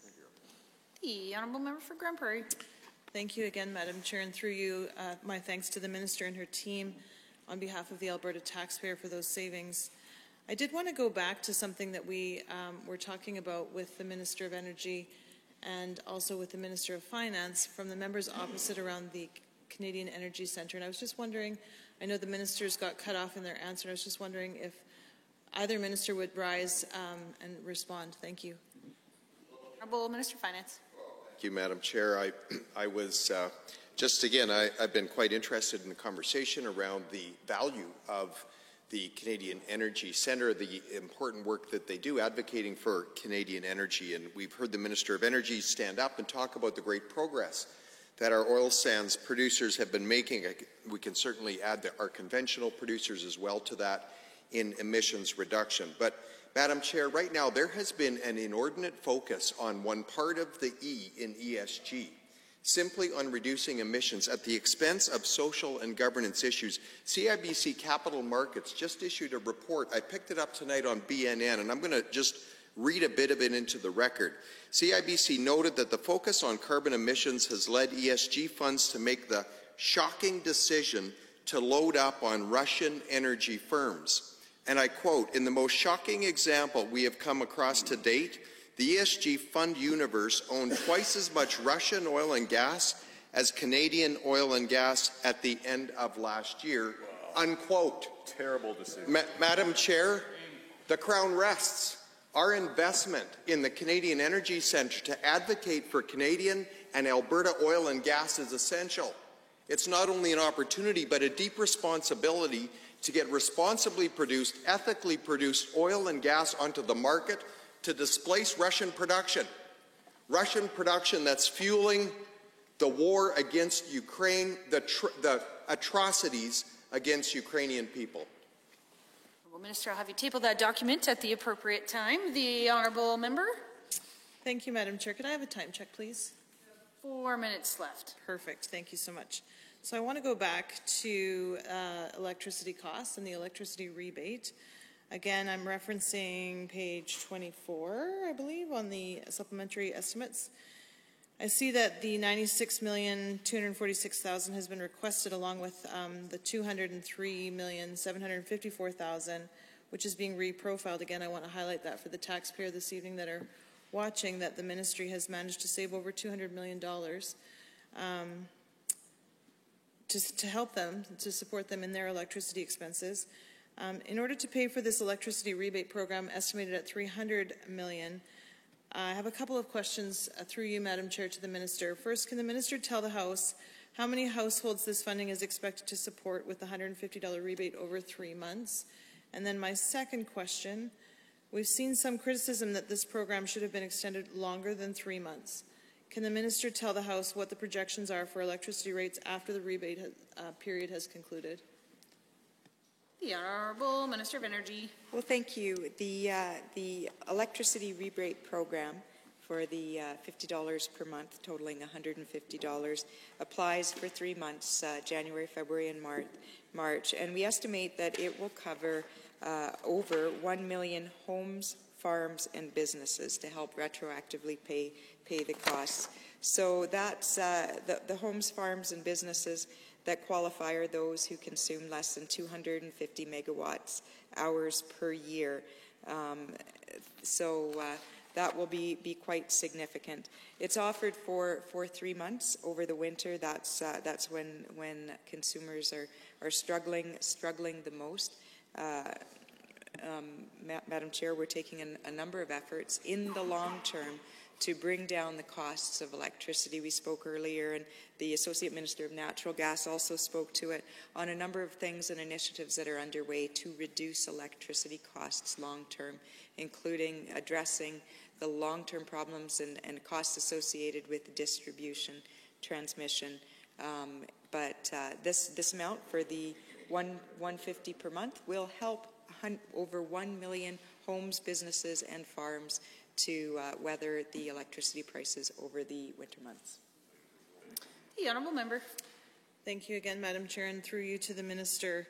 So to aid in transparency for all Albertans, I'm hoping the Minister will be able to provide a bit more clarity around how this program will actually be delivered to Albertans, those that qualify. So through you, Madam Chair, to the Minister, how will this electricity rebate be received by Albertans?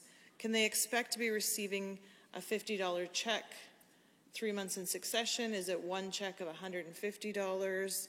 Or will this rebate just show on their electricity bills? Thank you, Madam Chair.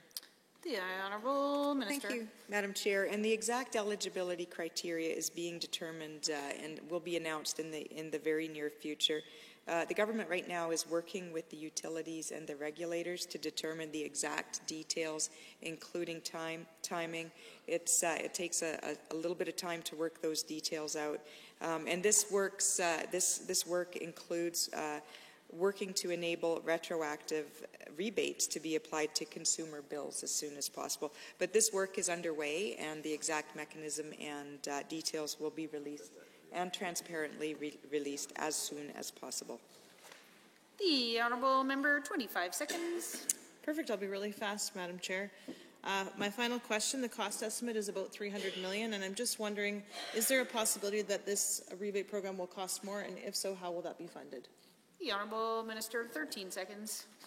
We're anticipating, the estimate is that it will cost $285 to $300 million. That's based on an estimate of how many consumers and how many businesses qualify. The Honourable Member for Edmonton, Highlands, Norwood. I'm assuming sharing your time, and Yes. with what minister? You know what? I'm having a lot of fun with energy, so if we could continue. That's great to hear. The Honourable Minister seems amenable to sharing time. Please proceed. So kind, so kind. You know, and I appreciate that I had the chance to just mention climate change because, you know, I fear it's a topic that doesn't get enough attention in this chamber. And, you know, there are a lot of folks out there, young and old, who write to me every day that are incredibly concerned about the very real impacts of climate change and that we're seeing, as I noted earlier, with the just shocking increases in the temperatures in both the Arctic and the Antarctic. It's truly a crisis, and it should compel all of us in this chamber to take action. You know, I'd like to switch gears to talk a little bit about, switch gears for me, but it's actually been a topic that's come up a lot tonight, and that's on utilities. And, you know, I have to say, and I am, of course, just so I don't get called out on it, I'm, of course, referring to page 25 in the supplementary estimates.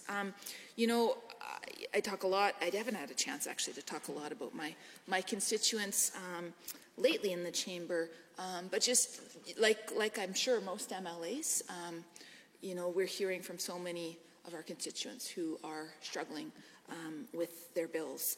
And even tonight, just talking with someone on Instagram who just said that she's going to face likely having to very much choose between paying her power and electricity power bills and paying for groceries. And she said she's immunocompromised. And anyways, that's one story out of many. I know I don't have time to talk about just how many folks we really are hearing from. And it's not an exaggeration. There are a lot of people who are struggling. And so, and I think too, and maybe the Associate Minister would even want to chime in, because, I was actually just door knocking in his riding on the weekend, and that was fantastic to meet some of his constituents in Morinville, St. Albert. It really was. We had some wonderful conversations, and I did hear from folks. I always ask people when I'm at the doors, like what issues are top of mind for you, and utility bills. And it's interesting, where we were door knocking, quite different demographically than Edmonton, Highlands, Norwood. Fairly big houses, and a lot of a lot of folks who are doing fine financially, they would say. But even many of them said, it's been hard. And so we're seeing the concerns about rising utility bills transcend socioeconomic backgrounds, right? Like, everybody is struggling, it seems. And so, can I ask this minister or this associate minister to further clarify how it is that, if we're hearing from our constituents, I'm certain they are as well, if they're listening, how it is justifiable to offer to Albertans simply a $50 rebate. How is that sufficient? I need that, again, clarified on the record for my constituents and for theirs as well. The Honourable Minister of Energy. I'm just going to make a couple comments and turn it over to the Associate Minister, seeing he can talk to in reference to his constituents. But I would just note that we do recognize the pressures that high electricity costs can place on Albertans. We hear it too. I hear it in my constituency in Calgary Northwest. And we do note that the electricity rates are based on market conditions, namely supply and demand. And there's several options to help alleviate some of the high costs, including fixed price contract, equalized payment plan. But we recognize that on top of that, people are struggling. That's why we brought in the electricity rebate program, $300 million of support for Albertans, totaling $150 for each consumer. I'll turn this time over to my colleague, the Associate Minister of Natural Gas and Electricity, to speak to his constituents. The Honourable Associate Minister of Natural Gas and Electricity. Yeah, thank you, Madam Chair, and thank you to the Honourable Member for the question. I'm quite aware that the Honourable Member was in my riding. They met at Mercado's, which was my unofficial campaign residence during the nomination. In fact, my son works there. And so certainly it's something that it's a very meaningful location for me. What I will say to the Honourable Member is let's stop underpinning what we're actually, the support we're providing, because it's not $50, we're providing $150. And so that is going to hit their bills in the form of a credit of $150. Where we landed on that is we know the average bill increased between $15 and $75. And that's per month. And so $50 is on the high end of that. And we are paying it retroactively for the months that had the highest increases, which would be January, February, and March.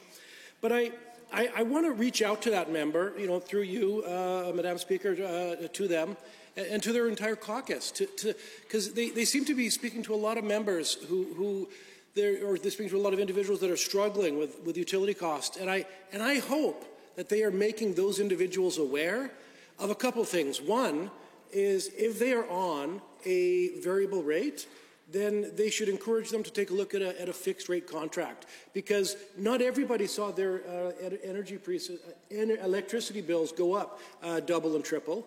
They would have saw small increases if through usage, but the individuals who saw the big increases are because they had variable rates.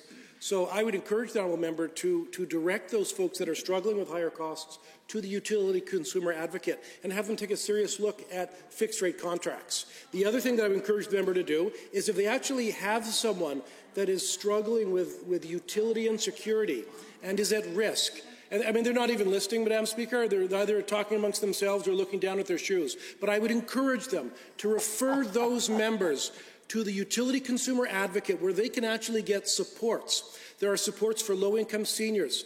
There are supports for low-income Albertans that are struggling with utility insecurity. And lastly, if we have an individual that is on the verge of having their utilities cut off, Madam Speaker, my office has been reaching out with the utilities, and they have provided assurance to us that they have no interest in cutting anybody's electricity off. They have said to us that they will work with any Albertan that works with them, and they will provide flexible payment terms that will allow them to keep their lights on. So, Madam Speaker, if nothing else, encourage those individuals to contact their retailer, because as long as they're contacting the retailer, they will work with them, and then there's no reason to have their utilities cut off. So again, between that and referring them to the utility consumer advocate, where there's some really good information on fixed rate contracts, that would be my advice, Madam Speaker, through you to the honourable members, if they could share that with these Albertans that are struggling with the higher cost of electricity. Thank you. The honourable member, 2 minutes. Wow, you know, this is very good timing because I wasn't able to mention her name before. I just asked her if I could share. So this is Patty, the person I was referring to earlier. We've been unable to pay rent and the extreme utilities and buy food. I prioritize rent, gas. I owe over $1,200 on both of my bills. She says I'm immunosuppressed due to medications. I've not worked since January 2020. I've run through my savings RRSPs. I went and got a job in January. 3 days in, I caught COVID, and I'm dealing with the effects of that. So that's just one example. Somebody who is a low-income Albertan who's struggling every single day, and this minister is asking those folks to just go figure it out. Go navigate a fairly complicated system. I admit I'm not, I'm not a rocket scientist, but it is hard to navigate the system of trying to figure out how to move to a fixed rate. And so, I think it's quite rich of this minister to offer that as a solution to Albertans when he and his government could be taking that real action to make Albertans' lives easier. And I think this government even co-opted one of our sayings from a while ago, making life more affordable. You're certainly not making life more affordable. You're making life more expensive, and you're making it very difficult, particularly for folks, folks who are working 3 jobs, folks who are, a single mom who's being told to just go change your contract or go figure it out. That is just not enough. Very much pull yourself up by your own bootstraps mentality, and that's incredibly frustrating because that assumes that everybody has boots. All right, I don't think I have a lot of time left, but I would again just get on the record that, as my colleague from Edmonton Glenora did as well. My apologies, honourable members. We will now go to members of the government. The honourable member for Bonnyville, Cold Lake, St. Paul. Would you like to share your time with the minister? I'll share my time with the Minister of Health. Shockingly, Minister. Happy to do so. Please proceed. Awesome, thanks. So just a few questions here. In the health supplementary supply estimates, page 28, there's additional money for physician compensation with page 29 under line item 3.2, further clarifying that this additional funding is for physician services. Can the minister explain how this increase relates to the number of doctors in Alberta? The Honourable Minister of Health. Well, thank you very much to the Honourable Member for the question, Madam Chair. The supplementary estimate is due to higher than budgeted costs, primarily for fee-for-service billings, alternative relations plan, and the rural and remote northern program, rather than the actual number of active physicians in Alberta. Now, the growth in expenditure relates to an increase in fee-for-service compensation for physicians. This is due largely to an increase in demand for services, sort of a catching up of the previous year, as I indicated with in a previous set of questions, that during the first year of COVID, there were a large number of Albertans who decided not to see their family physicians, for example. They held off on doing that. But then in the most recent fiscal year, as vaccines became more available and more people got vaccinated, they felt more comfortable to go see their doctors, and there was a catch-up. So that's a big part of it. Another part of it is also associated with ARPs. And then lastly, in regards to the rural and remote northern program. Now, all of this growth is not directly targeted at increasing the numbers, but I can share with the honourable members that the number of physicians billing in Alberta actually increased this budget year over the previous budget year, and the number of doctors coming to Alberta when we do a year-over-year comparison also increased. And that is in part in terms of particularly on the rural and remote northern allowances. That was additional monies, particularly for rural doctors, where there's challenges and shortages in certain areas. But as well, and I indicated earlier to the House, Madam Chair, for Omicron wave, we increased flexibility for billing of virtual codes by doctors. And one reason we did that, because we actually understood that there are some challenges of doctors doing billings when people wouldn't see them, a loss in revenues and a risk that family doctors would be closing their doors. Madam Chair, we didn't want to see that happen, so we made the change in terms of the virtual codes. So although it doesn't relate directly to the number of doctors in terms of the payments here, it helps retain and then also attract, because we have some of the, especially in our rural areas, some of the highest pay rates for family doctors, so we can attract them and retain them. The honourable member. Thank you very much, and I know that the minister is probably shocked that I'm asking these questions about rural health care and rural physicians, but just have to get it off. One of the biggest issues facing rural communities, as has been discussed with regards to health care, is the lack of physicians who are able to operate clinics and provide medical care. This is by no means a new problem. However, it is a persisting problem that needs to be treated. I see on page 28 of the supplementary estimates that $173,857,000 would be allocated toward physician compensation if these estimates were granted. So my question is, how does this increased spending on physician compensation attract physicians to rural Alberta, and will it be different for more remote areas? Honourable Minister. Well, thanks again to the honourable member for the question. And as the honourable member knows, our government is focused on ensuring there is equitable access to health care across the entire province, and including in rural Alberta. And quite frankly, this $173 million, part of that is actually to do just that. Spending more on physician compensation means more efforts and better ability to recruit and retain doctors across our entire province. Two of the categories I mentioned in my earlier answer of the $173 million is a $43 million in clinical alternative relationship plans, or ARPs, to provide 15 new ARPs, 12 of which is related to clinical stipends plus 3 additional ARPs, and an increase of the $43.4 million in the rural remote northern program. Now, Madam Chair, the rural and remote northern program compensates physicians who practice in underserviced areas, particularly in northern Alberta. The program pays a percentage premium on services in geographical locations depending on the latitude where the services were provided. There are higher percentage premiums for locations with fewer physicians that are more remote, considering the availability of general practitioners and specialists, proximity to regional centres, and proximity to Edmonton and Calgary.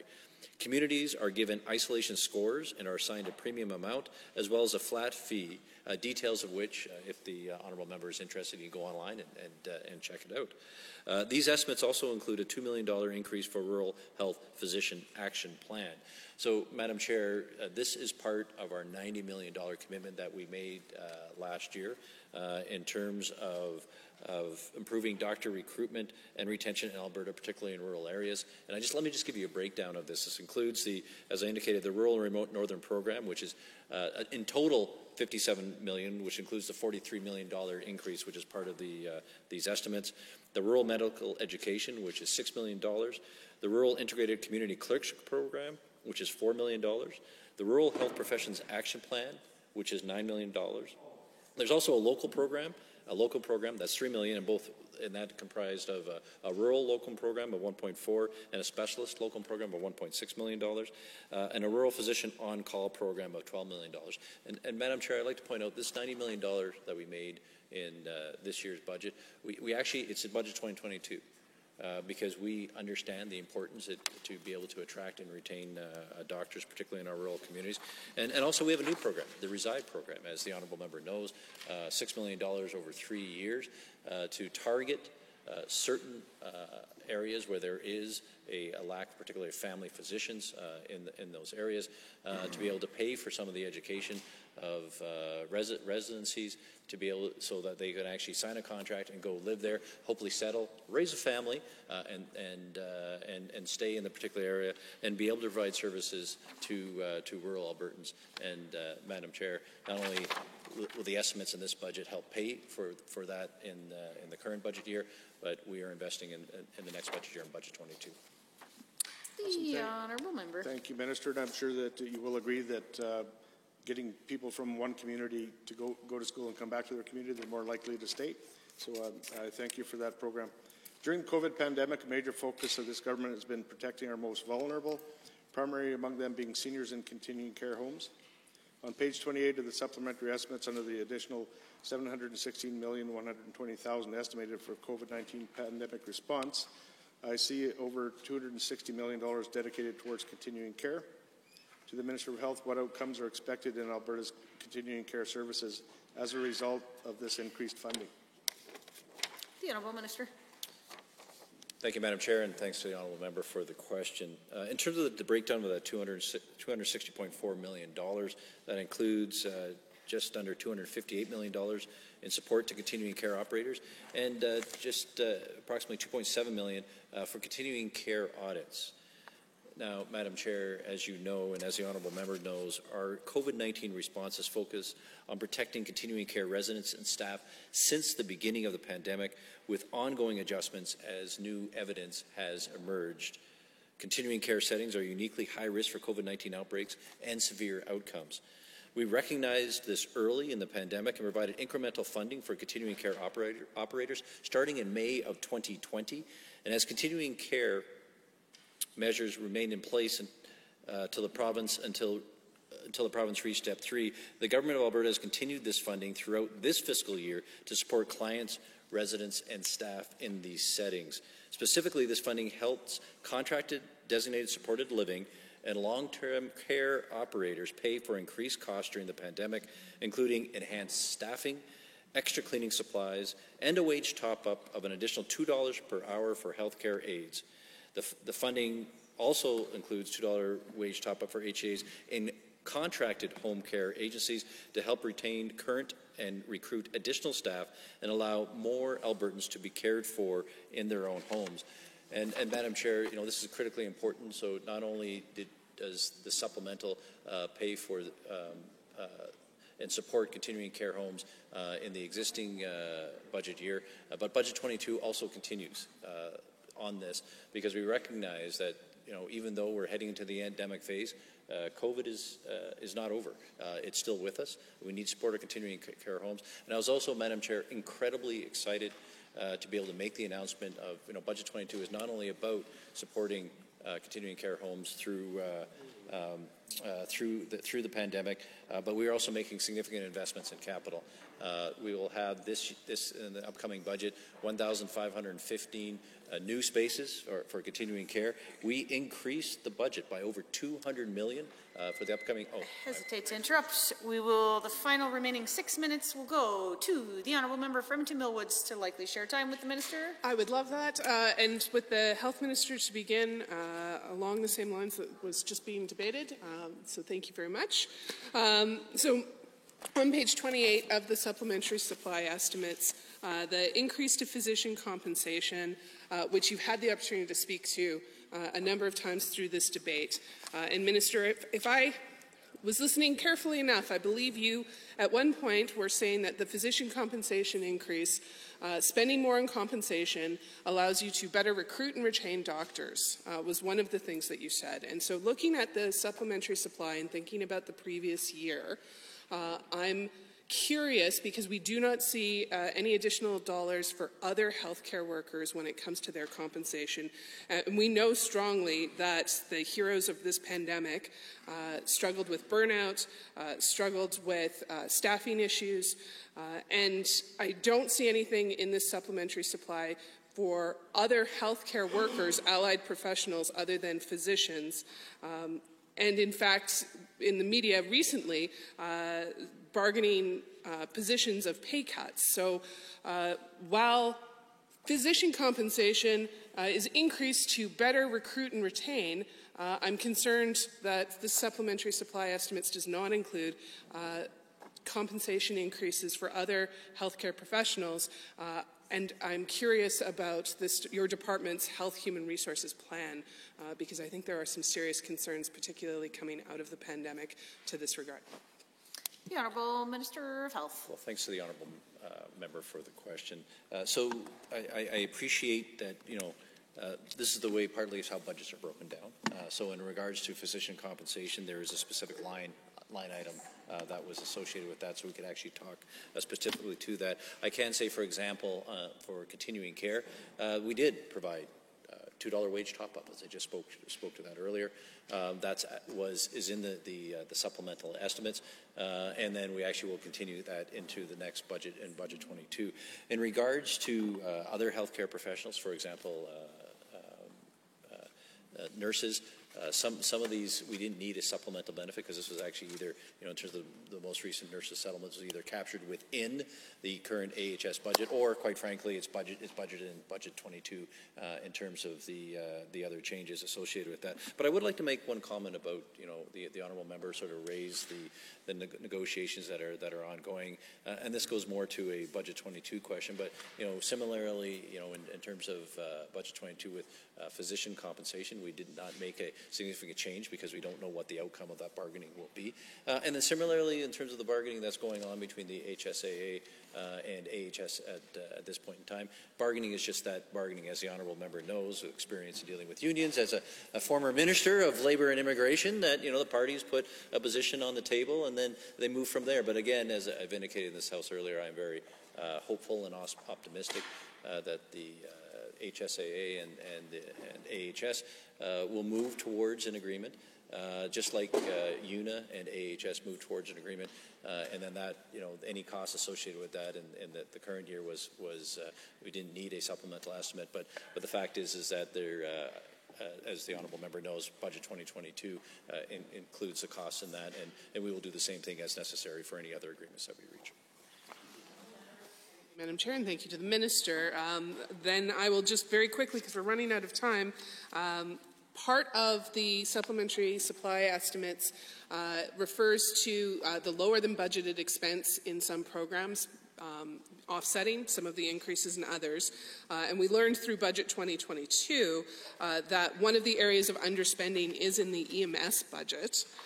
And so in relation to these supplementary supplies, I simply want to ask the Minister why that underspending may be happening given the number of red alerts that we have across this province, because EMS is so critically important to Alberta families and is an issue of concern. So I raise that as one of the items of lower than budgeted expense in your Budget 2022. The Honourable Minister. Well, thank you for the honourable question to the member. Like there is a in supplementary estimates, if I can point your attention to there's $164 million of savings, which offsets the 173. So the net is a $10 million increase. I can tell you though that when we look at the major dollars associated with that, the savings is not associated with EMS, quite frankly. We can see the biggest element of that is a $65 million decrease in the drugs and supplemental health benefits, a $59 million, $45 million decrease for capital grants requirement. This is in regards to the continuing care beds, and because this was a RFP that was done on the expense side to increase the continuing care beds. Given COVID, we weren't able to actually implement that last year, so that money we moved over to Budget 2022. And when I make reference to the 1,515 new beds that we actually have coming this year, that's what it relates to the $44 million. There's a $10 million decrease in out-of-province health services due to lower demand as a result of the pandemic. An $8 million decrease in addiction and mental health as a result of the delay in opening recovery communities, but that we've actually just moved the money moving on. A $4 million decrease in regards to information technology. So these are the changes. Honourable Minister, I hesitate to interrupt, but pursuant to Government Motion 14, agreed to on March 17th, 2022, the allotted time of the 3 hours has lapsed. We shall now proceed to the final vote on the supplementary supply estimates. Those members in favour of the resolutions for the 2021-22 supplementary supply estimates General Revenue Fund for the fiscal year ending March 31st, 2022, please say aye. Any opposed? Please say no. That is carried. The Honourable Deputy Government House Leader. Thank you, Madam Chair. I move that the committee rise and report the 2021-2022 supplementary supply estimates General Revenue Fund. Having heard that motion, all those in favour, please say aye. Any opposed? Please say no. So carried. We shall now rise and report.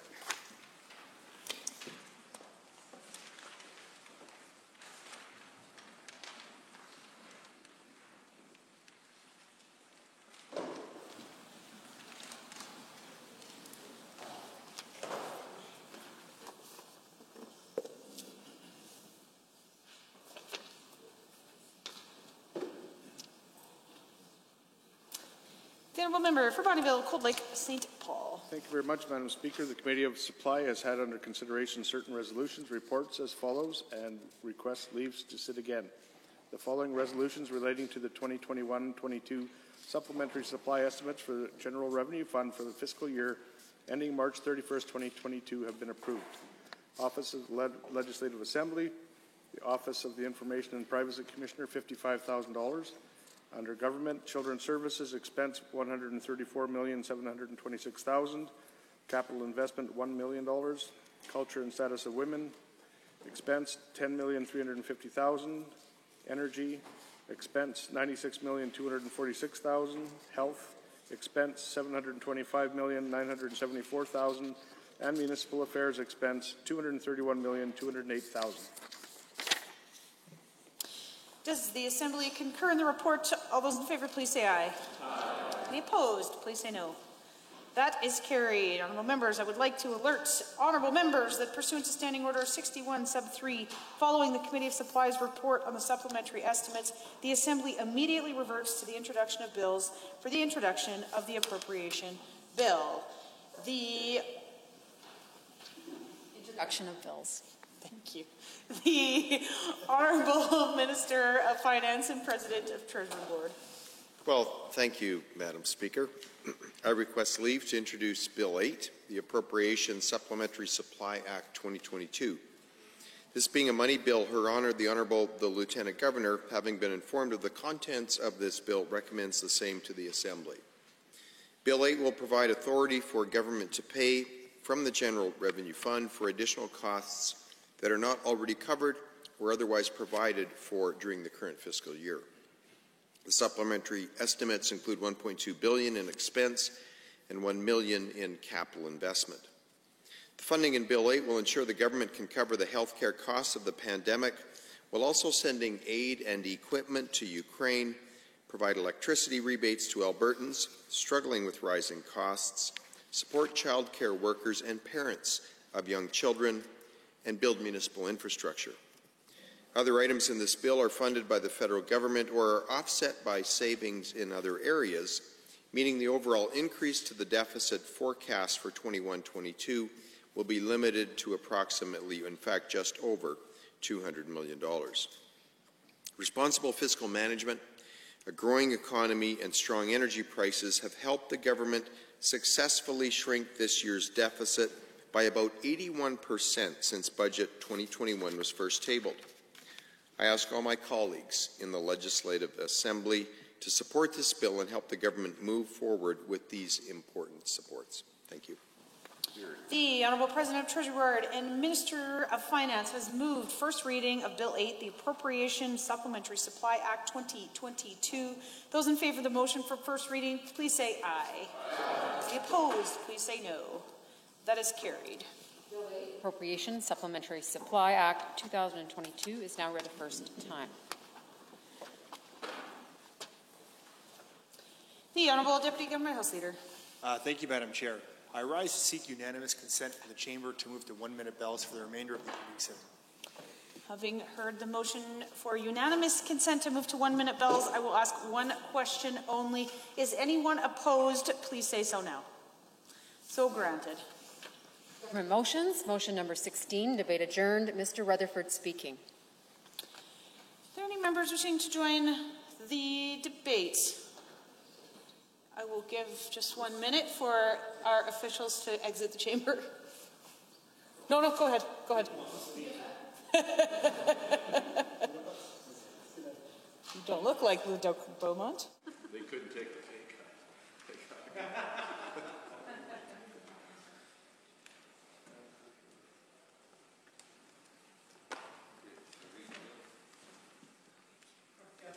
Okay, any members to speak to Government Motion 16?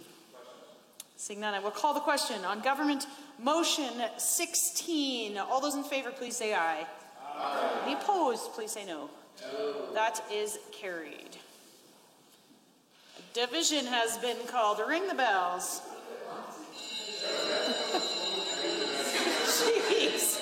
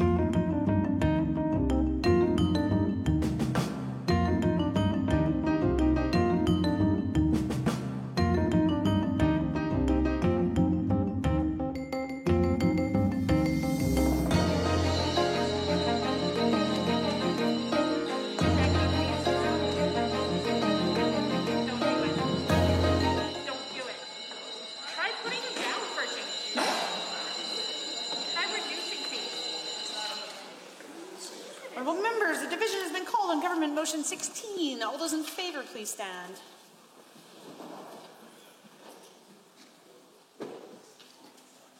Honourable Mr. Madu, Honourable Mr. Panda, Honourable Ms. Schultz, Honourable Mr. Copping, Honourable Mrs. Savage, Honourable Mr. Taves, Honourable Minister LaGrange, Honourable Mr. McIver, Honourable Mrs. Sani, Honourable Mr. Nicolaides, Mr. Turton, Honourable Mr. Orr, Honourable Ms. Isaac, Mr. Scow, Honourable Mr. Nally, Ms. Lovely, Mr. Van Dyken, Mr. Yao, Mr. Nixon, Mr. Newdorf, Mrs. Fry, Mr.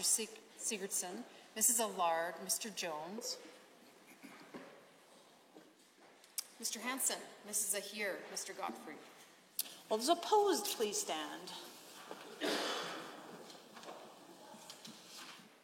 Mr. Shepherd, Ms. Gray, Member Ceci, Member Hoffman, Member Irwin, Mr. Deol.